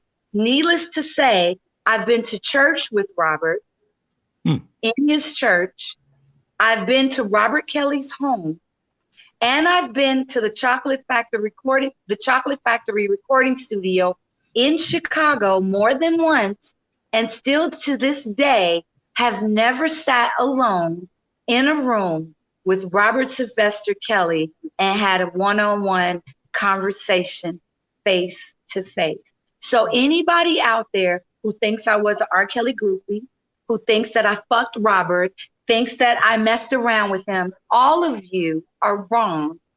And none of that ever transpired. And that goes for Diddy, that goes for Drake, that goes for Kanye West, that goes for Mario, that goes for all of them. I have never sat in a room face to face with any of them alone and had any type of conversation whatsoever. I was searching for the king of love, the king of music, and the king that God created for me, that was going to be my Siamese twin, never leave my side, not for a moment, other than to walk the dogs maybe, or to go lock the front door. And that would go to Africa with me to foreign lands and create an entertainment complex like putting Universal Studios, Disney World, SeaWorld, Las Vegas, and yeah, all those places together in one place as a huge entertainment complex, and bring in as many children that are orphaned to AIDS and famine, and to want the responsibility to be the mommy and the daddy. Okay.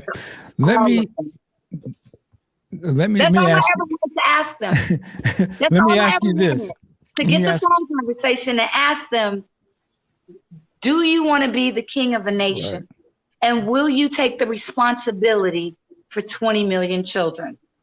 And have one of them say to me, yes, no, or let's talk about it. Let me change gears for one. That I felt that I deserved. Okay, let me change gears for a second here, and I want to wrap it up because I want to respect your time and Violet's as well. Excuse me. And maybe we may have to do a part 2 or something. That's later. What I was thinking. Is I feel like there's a lot as well, because there's a lot to get into. Weird to cut it off now. Look. I got my creamy coffee. Oh, there you go. There you go. Thank you, King David. Thank you, baby. Thank you. Let me ask you this. In closing, I guess, and you can take as long. No. You ready? You can't close. I have to say this.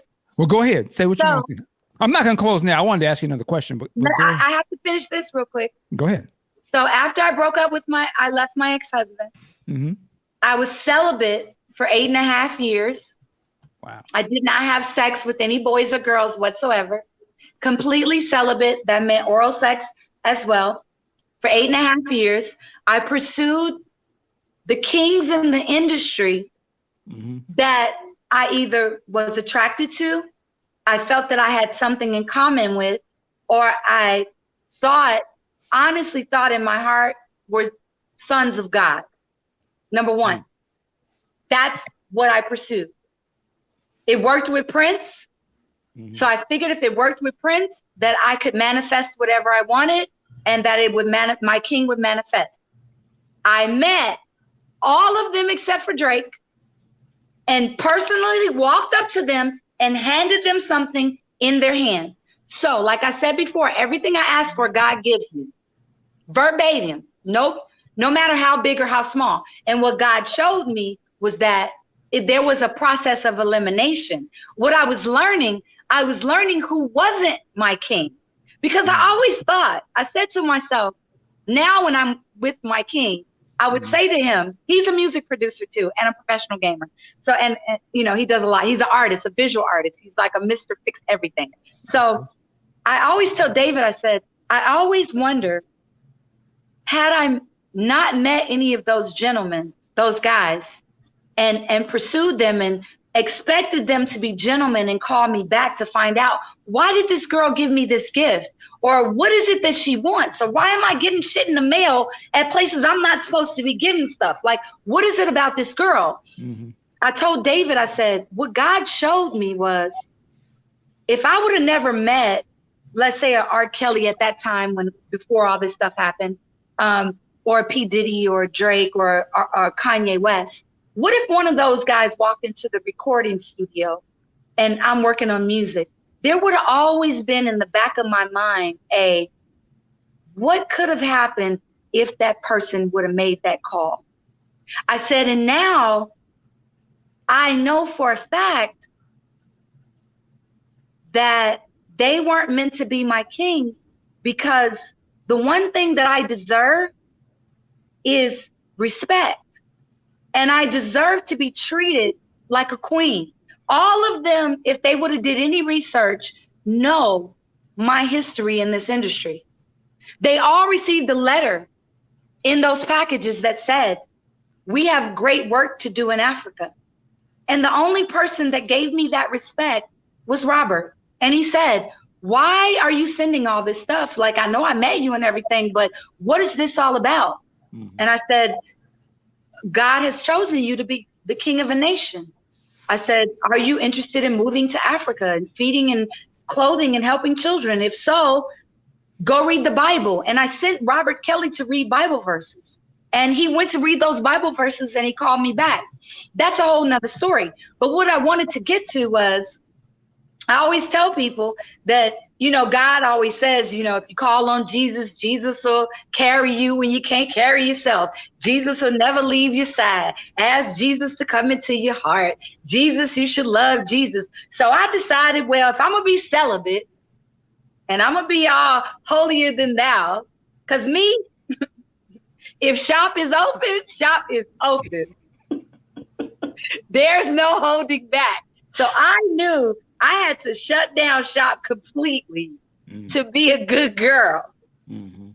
And there were some things that transpired spiritually and some angels that came to me and joined me spiritually that said, Robin, it's time to shut down shop and focus on your king, focus on Jesus, focus on God, focus on your vision and what we've given you, and remain celibate. I broke that celibacy after I asked for a divorce for 2 months with a guy that I had dated back when I was 14, 15, 16 years old. We had this relationship that went on for 9 years. And I always wondered, was he the one that got away? And we dated for 2 months. I broke the celibacy for the one that I thought that maybe he got away. And I realized very quickly he was not the motherfucker that got away, and he needed to keep on going. And I broke up with him. And I was celibate again for another 4.5 years. And when I did decide to open up shop and start to, you know, end up being myself again sexually, my daughter came to me at 16 and said, Ma, you should be a stripper. I was like, what? She said, you should be a stripper. Now, I'm forever 17. I'm a baby. I'm a teenager. I've been saying that for 30 years, forever 17. But my birth certificate at the time was 45. Listen, at 45, my daughter said, Mommy, you should be a stripper. You're beautiful. You still look really young. You can make good money. I'm older now, you know, try it. I went to a club. I didn't like it. It was a small club, not a 5-star strip club, like a small club, a hole in the wall. I didn't like it. I went, I did it. I went back. I said, I don't like it. I didn't do it for a long time, like 8 months. Then I decided, okay, I'm going to try it again. So I said, I'm going to start dancing, but I'm going to go to a better club. I went to a club called Atlantis, and I started dancing at Atlantis, 5-star strip club in Chicago, right on the outskirts of Indiana. Big, huge, 4 stages, 5-star dining, shrimp, steak, lobster, beautiful. Now, I've already met Robert. I've met Kanye twice. I've met Diddy. I've met Mario. I gave all of them gifts, gave all of them packages, gave them my number. Robert called back. He goes through his whole whirlwind of his life, or whatever's going on. Years have passed. Now my daughter tells me I should be a stripper, but when I call her, she's 16, she's listening to Drake. So my ringtone is Drake. Okay. So I'm like, my daughter tells me I should be a dancer. My ringtone for her is Drake. So Drake is Jewish. He rocks the 6-point star. My mother had it tattooed between her breasts. So I'm thinking at the time, maybe the one that's supposed to go to Africa with me and be my king and do our own Zamunda / Black Panther, world with our harem and our kingdom and our children and taking care of the children. I'm thinking maybe it's Drake. So I focus on Drake. Now, mind you, this entire time I'm recording music. I'm making videos. I'm making videos dedicated to each muse that is introduced to me at each point of my life after I left Prince, because God is telling me to follow the music. God, who is my king? Robin, follow the music. First person I called was Prince after I got a divorce. That's right before he married Manuela. The second person I met was Robert, then Kanye, then Diddy, then Mario. He was younger at the time, and then he got of age. And then there's Drake. So I'm focusing on Drake. I'm making these packages and gifts and sending them to different places and giving it to people going. Every time somebody did a concert, y'all got to listen to this. It's so important.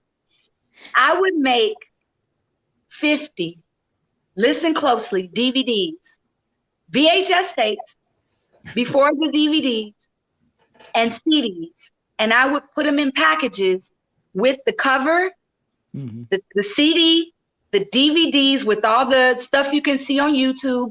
Everything I've ever made for any of those motherfuckers is on YouTube. All you have to do is Google on YouTube or hashtag Power Angel Baby, Robin Power Royal, R. Kelly, Kanye West, Drake, and it'll all come up. And now if everybody want to know, this is why I did what I did. I would go to their concert. I would go backstage where the bus drivers, the staff, the cooking crew, their friends, family, girlfriends, I don't give a fuck who was back there. And I would give everybody walking in the back door a CD/DVD combination and say, if you could get this to Drake, or you could get this to Kanye West, or P. Diddy, or R. Kelly, or get this gift to them, or whatever, if you could get this gift to them, this one is for you. And I would give everyone the same gift that I gave to the artist, but the artist's gift would have, I would keep it in my hand, and it would be a bulk gift, and I would give it to them gift wrap with a letter that explained there's great work for us to do in Africa, that God, let me repeat myself, and heaven, and all your angels and ancestors, family, loved ones, and friends have a calling on you. Please call me back. I just want to tell you what it is. So it's kind of like, now that I have your attention, whether you think I'm trying to fuck you or not, I really got something I want to talk to you about that's really important. Right. While I was working at Atlantis, searching for Jesus, God says to me, Robin, keep your heart open for the regular guy, the guy that sweeps floors, the janitor, the guy that washes dishes, the guy that works at Foot Locker. Keep your heart open, because like we told you before, that's all my ancestors. Like we told you before, your king may already be established, or He may be someone that has forgotten who he is and what he's here for. And it's your job to teach him and reveal that to him. So I knew that. And I also knew one more, the most important thing, that no matter, and then we can go after this, that no matter where I was or what gifts that I gave, God always said, this is how you're going to know your king from everyone else. Your king is going to come to you. You won't have to go to him. Once you give him the gift, once you give the letters, when we tell you to stop giving, stop searching, stop that one individual from being the muse, stop. Don't send anything else. And if that's the one, they're going to come to you. So I told my daughter, my friends, the girl, the strippers at the club, whoever, I would say my king's going to come to me. So I don't know which one. I've talked to this one, this one, this one. I've left messages. I've given gifts. I don't know who's going to show up at this 5-star strip club and come and see me, but they can Twitter me. They can MySpace me at the time. They could YouTube me. They could Google me. It clearly says Robin Power Royal is working at whatever strip club at whatever time, and this is the day. I made sure that if any of them took the extra effort to just fucking Google me, that they would see where they could find me on any given night of the week. And I decided, and I told my daughter, I said, I'm going to work on all the holidays, the days that the other girls don't want to work. Because if my king is going to come to me, he needs to know where to find me. I know I added my address in the package that I sent UPS to such and such and such and such. But if they're scared to come to my house, then maybe they'll show up at the club. I don't know. I'm just going to keep this ghetto fairy tale, going and see who's going to come rescue the queen at the, like, whatever the story was. And on Christmas Eve, 7 years ago, at 12 midnight, there were maybe 7 girls dancing that night at this beautiful, huge club, because everybody knew on Christmas nobody was going to be there. Everybody's going to be with their families. It was the type of place where you can have steak and lobster and wear gowns. It is absolutely gorgeous club. One day I want to do a reality show at this club, but that's another story. Call me, Eddie. Call me, Dre. We'll talk about it. But on Christmas Eve at midnight, I walk past a table and there's a guy sitting at the table, and he's sitting kind of down and he's looking like this. And I walk up to him and I said, would you like a lap dance? And he says, yeah. And I took him for a lap dance. We go in the room, I have the lap dance, and I have to be honest, you just got off of celibacy, and I was searching for my king, and I was looking for Jesus, and it was Jesus's birthday, and it was Christmas night, and Christmas morning, and I danced for this young man. And during the dance, he was excited, and I saw the package he was working with, or I felt it. Lord. Needless to say, it was a lap dance, and his eyes were beautiful, and they caught my attention. And I remember my daughter, and I know it sounds weird, but I remember my daughter's friends when she was little, when she was 11, 12, 13 years old. She would have all these little male friends that were in school with her. And these little boys would come over and they would have a crush on, her mommy. They would have a crush on the mommy. And some of her little friends, and then I would go places and boys that age, 11, 12, 13 would look at me. And there was this certain look in their eye that I would always tell my friends and my daughter, when I see my king, I want him to have that look that I see in those little boys' eyes, that whimsical, like, that's the prettiest girl I've ever seen in my life look. Gotcha. It was a look in that person's eye that I was looking for. That the only person that I saw it in other than David, I saw it in R. Kelly when he looked at me, and I saw it in Kanye West. The rest of them didn't have that look in their eye. Mario hugged me and told me, you smell good. And I told him he smelled good. R. Kelly looked at me like that, like, whoa, who the fuck is that? And Kanye West couldn't stop looking at me. He was just bewildered by the whole experience. He didn't know who I was and where I came from. But God had already told me Kim Kardashian was his wife.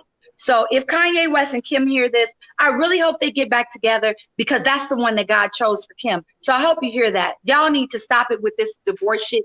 Get your king, move to Wyoming, build your own family, and stop trying to live your legacy off of what your mother built and start your own. That's what I have to say to you, Kim Kardashian. God showed me, and Donda West showed me a long time ago, as I was pursuing Kanye, that you were his wife. I just wanted to ask him to help me build in Africa. That was the main reason why I chose Kanye West. But that's another story.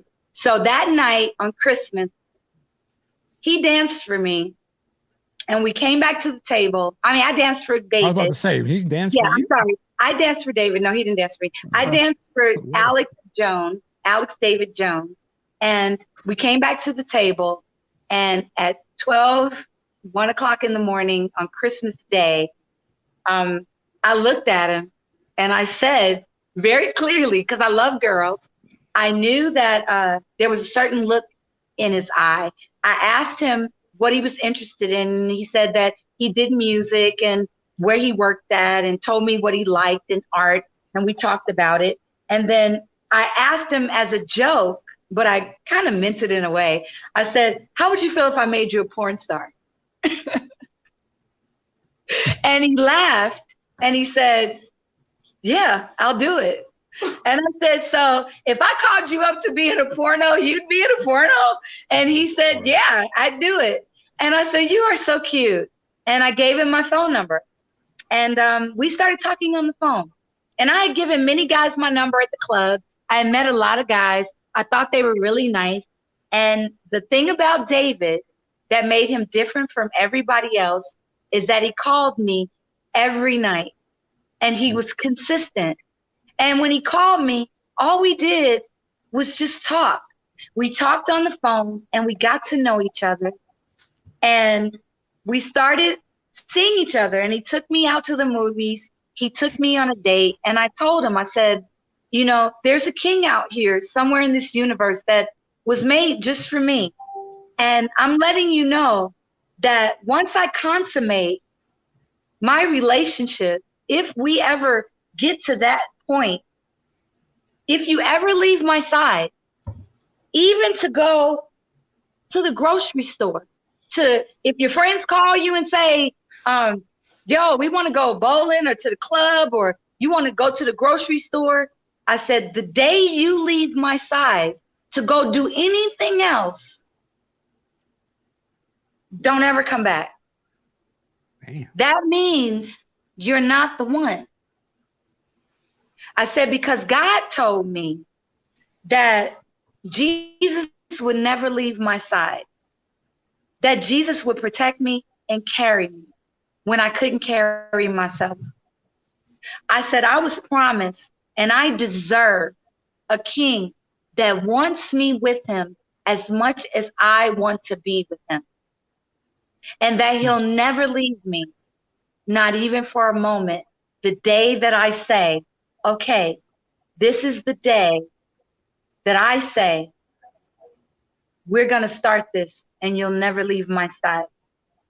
For the first 2 years that we were together, and the 7 years that we've been together, because we've left Chicago, came to New Orleans, and I worked here, and I was a dancer here when I first got here. We had to be separated, but he was always right outside the door. So some clubs were like, your boyfriend can't be in the club. David was always waiting outside and would be waiting to take me home. So he would be in the club until they found out he was my boyfriend, and then he would wait every single night outside. And then there were 2 times that his dad came to visit, that he went to the store with his dad in the first 2 years that we were here, and he left my side. But the day that I said, okay, this is it, we're together, We've been together for 2 years. I know for a fact now that you're the one. So starting today, if you walk out that door and you're going further than to walk the dogs or to lock the front door to get the groceries, and you just decide you're going to go to the store or go work a job or go do something, this relationship is over. Because we're supposed to live, work, and play together. That's what God promised me. And I deserve it. So don't look back. And he's never left. Salute to King David. He never left. He's right there. He's a real one. That's love. I met him on Christmas, Jesus' birthday. Okay. And I asked for Jesus. And I asked for Jesus. Like I always say, I asked for the Son of God. I wanted someone in my life that fears God, that believes in God, that knows what God can do, that sees themselves when they look in the mirror as the son or a son of God. When I look in the mirror, I see the Holy Spirit. When I look in the mirror, I see the daughter of God. When I look in the mirror, I see my mother in heaven and the only father I've ever known. When I was 6, I didn't know who my birth father was. And I asked my mother, and my mother told me, baby girl, God is your father. Anything you want, you just get on your knees and pray for it. Don't you ever forget it. I didn't learn my father's real name until literally my birth certificate was 30 years old. In my 30s was when my mother told me my procreation story and who my real father's name was. But I never pursued him because God has been doing just fine. I'm happy with the father that I've been anointed and blessed with. And I met someone who was created for me, created specifically for me. And the Kanye Wests and the P. Diddy's and the R. Kellys of the world, they can't even fathom the things that this man has done for me and what he's willing to do for me. And I can't fathom being without him, because I don't think any of them would sacrifice their self-centered nature to nurture and to take care of somebody else the way that they would take care of a child. And my king needed, wanted, and was created to be responsible for 20 million children. My mother died of AIDS. She was a heroin, cocaine, and opiate addict. Let me repeat myself. My mother was addicted to opioids, and my mother crossed over due to complications of the HIV virus. So Prince and I have a lot in common.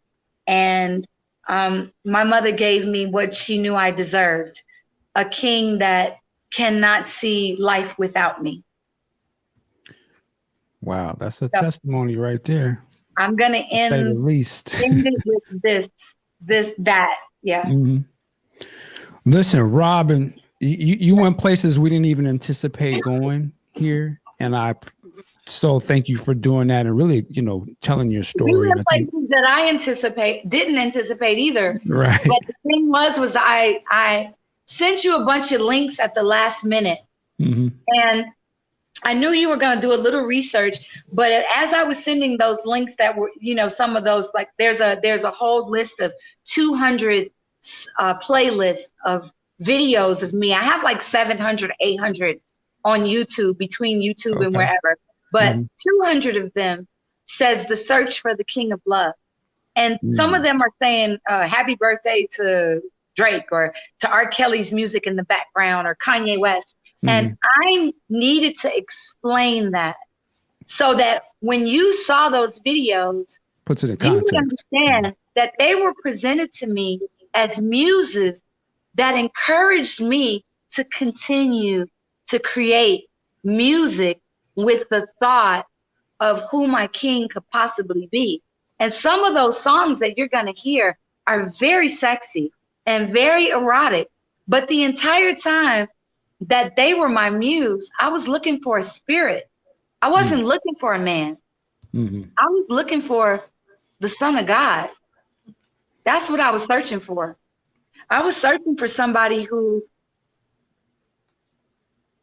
wants to go to Africa and is willing to forsake it all and leave it all behind to go and literally do God's work and to build something and leave a legacy. You know, one day this physical car is going to expire. You know, it's going to expire. When that time, hopefully it's going to be 1,000 years from now. I'm looking for that pill. But it could be any time. One pill that's going to make you live 1,000 years. And since I can manifest anything, the pill, yeah. My friend Louis Fontaine has a song called The Pill. Look it up. One pill. All right. So Robin. I'm hoping that we could do that. Well, we gonna keep doing what we do to help manifest that. But what I'm about to manifest right here is I want to make sure you let everybody know where they can find you online if they want to connect with you. Okay, number one, Google Robin Power, Robin Power Royal. But if you Google Robin Power, everything is gonna come up. Number two, Google Power Angel Baby, all one word. The reason I say that is because I've actually built my own lane on Google where it's all me. And Power Angel Baby is Power, Prince named me, Angel, which is what I am, and baby girl, I am a baby girl. I'll always be a baby girl. And my mother called me baby girl from the day I was born to the day she crossed over. And my brothers call me baby girl. And every letter my mother has ever written me never said Robin at the top. It always said baby girl and my address. And so baby girl, so it's Power Angel Baby. And then Chocolate Tiger Productions, which is my multimedia entertainment talent agency and empire for women of all nationalities, specializing in women of color. It is an adult entertainment company like Playboy, which I've worked with. I've done videos and photo shoots for Playboy, but instead of bunnies, it's body art, talent, singing, dancing, models, actresses, signed to Chocolate Tiger Productions as talent, and we're the agency and the record label for girls with a body art company attached to it who releases rated R and adult content created for adults and made for adults. That is Chocolate Tiger Productions. So you can Google Chocolate Tiger Productions. You can also hashtag Robin Power Royal, Power Angel Baby, or Chocolate Tiger Productions. That will lead you to anything on YouTube, hashtag. And you can find me on Instagram at kingdavid.jones.56. I hijacked his Instagram. So I actually have 1.5 Instagrams. So we share that. And then my personal Instagram is Robin_Power_royalty, which is a precursor to Chocolate Tiger Productions. And what I've done in New Orleans with Chocolate Tiger Productions since I've been here, getting painted up as a variety of things and going to Bourbon Street, literally meeting people, taking pictures with them and getting to know them. I always tell people, I would like for you, Michael, and you, Violet, and people that I've met taking pictures with, no matter where I go, I tell everyone, I'd rather you tell people I met Robin instead of I heard something about her.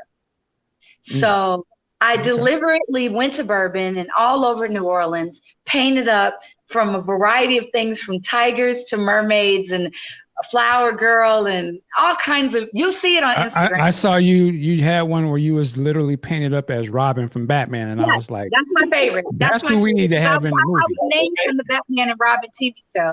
My mother named me from that show. She was pregnant with me. Really? Interesting. Yeah. Okay. So Robin's my favorite, and the Chocolate Tiger character is my favorite, but I get painted as a variety of things, which in the Chocolate Tiger Production Company, it's body art and body paint. But the reason that I did that was people think, oh, you got painted up because you wanted to make money. No, I did that because I wanted to meet people. Because one day, these dominoes are gonna fucking fall. And I have stacked them so precisely and so neatly that when they fall, people are gonna say, I remember her. Right. I took a picture with her. I met her. Like Okay. she was like this. Like that's what I want people to say. I don't want to say, well, I heard she did this and I heard she did that. No, Right. I want them to say, I met her and her character is exactly who she is. With Robin, no holds barred. She is who she is. You're going to get the truth. It's not going to be sugar coated. It is what it is. I am who I am, and I am many angels. I'm God's baby girl, and I'm here to change this world and to really, really do great things. Outside of that, one more thing, I'm working on an art project. Mm-hmm. I am taking one man's trash is another man's treasure. I take the trash that people throw away, my trash, that normally people throw away, like cereal boxes and cans and bottles, and I am transforming them into coral reef fountains to help save the oceans. So I'm applying for artist grants, and I'm making these beautiful fountains that are, the rock formation is literally going to be made with the trash that people throw away. I've already started it, and it's going to be covered in cement and coral reef paintings with fountains over mirrors to show people that you don't have to throw this stuff away, that it can be recycled. And hopefully if people recycle plastic and straws and things that we normally throw away, it won't end up in our oceans. And it'll help save, do something to help with our footprint and our carbon print that we leave on this planet. I'm a Pisces. I am a true Pisces from the core, and I'm a water baby, and I'm a tree hugger. I believe in saving the planet, saving the children, saving the dolphins, absolutely, saving the whales, saving the trees. Robin, I gotta cut you in there. You gotta go. I gotta cut you. I just want to make sure we give you the respect you deserve. So Thank you. You gave us a lot of places to find you. We're gonna have a part 2. We even go more with Robin at another point. But I want to say again, thank you so much, Robin, for coming on here, joining. Thank you so much. Thank you, Violet, for being here with us as well and contributing and joining us. Thank both of you sisters. Beautiful. I'm lucky. Thank you to the audience that has been watching this. Please show some love to Robin. I'll you guys pictures of the fountains. So if you like them, you can order them. I'm letting everybody know. Send me the links and I'll put them on the thing. Yes, I'm an artist. Absolutely. I'm a visual artist. I'm a poet. I write all my own music. David is a music producer. So I'm working on a new music project, 22 new songs, art projects, and I continue to act and model and dance and fitness. Robin, you're going to have us here all night. You got too many projects. We're trying to keep up with you. But ladies and gentlemen, you already know what I say. Work it like a job. We will definitely see you next time. Peace. Jamaicans. I'm a Jamaican. I got many jobs. I got 3 jobs. 3 jobs.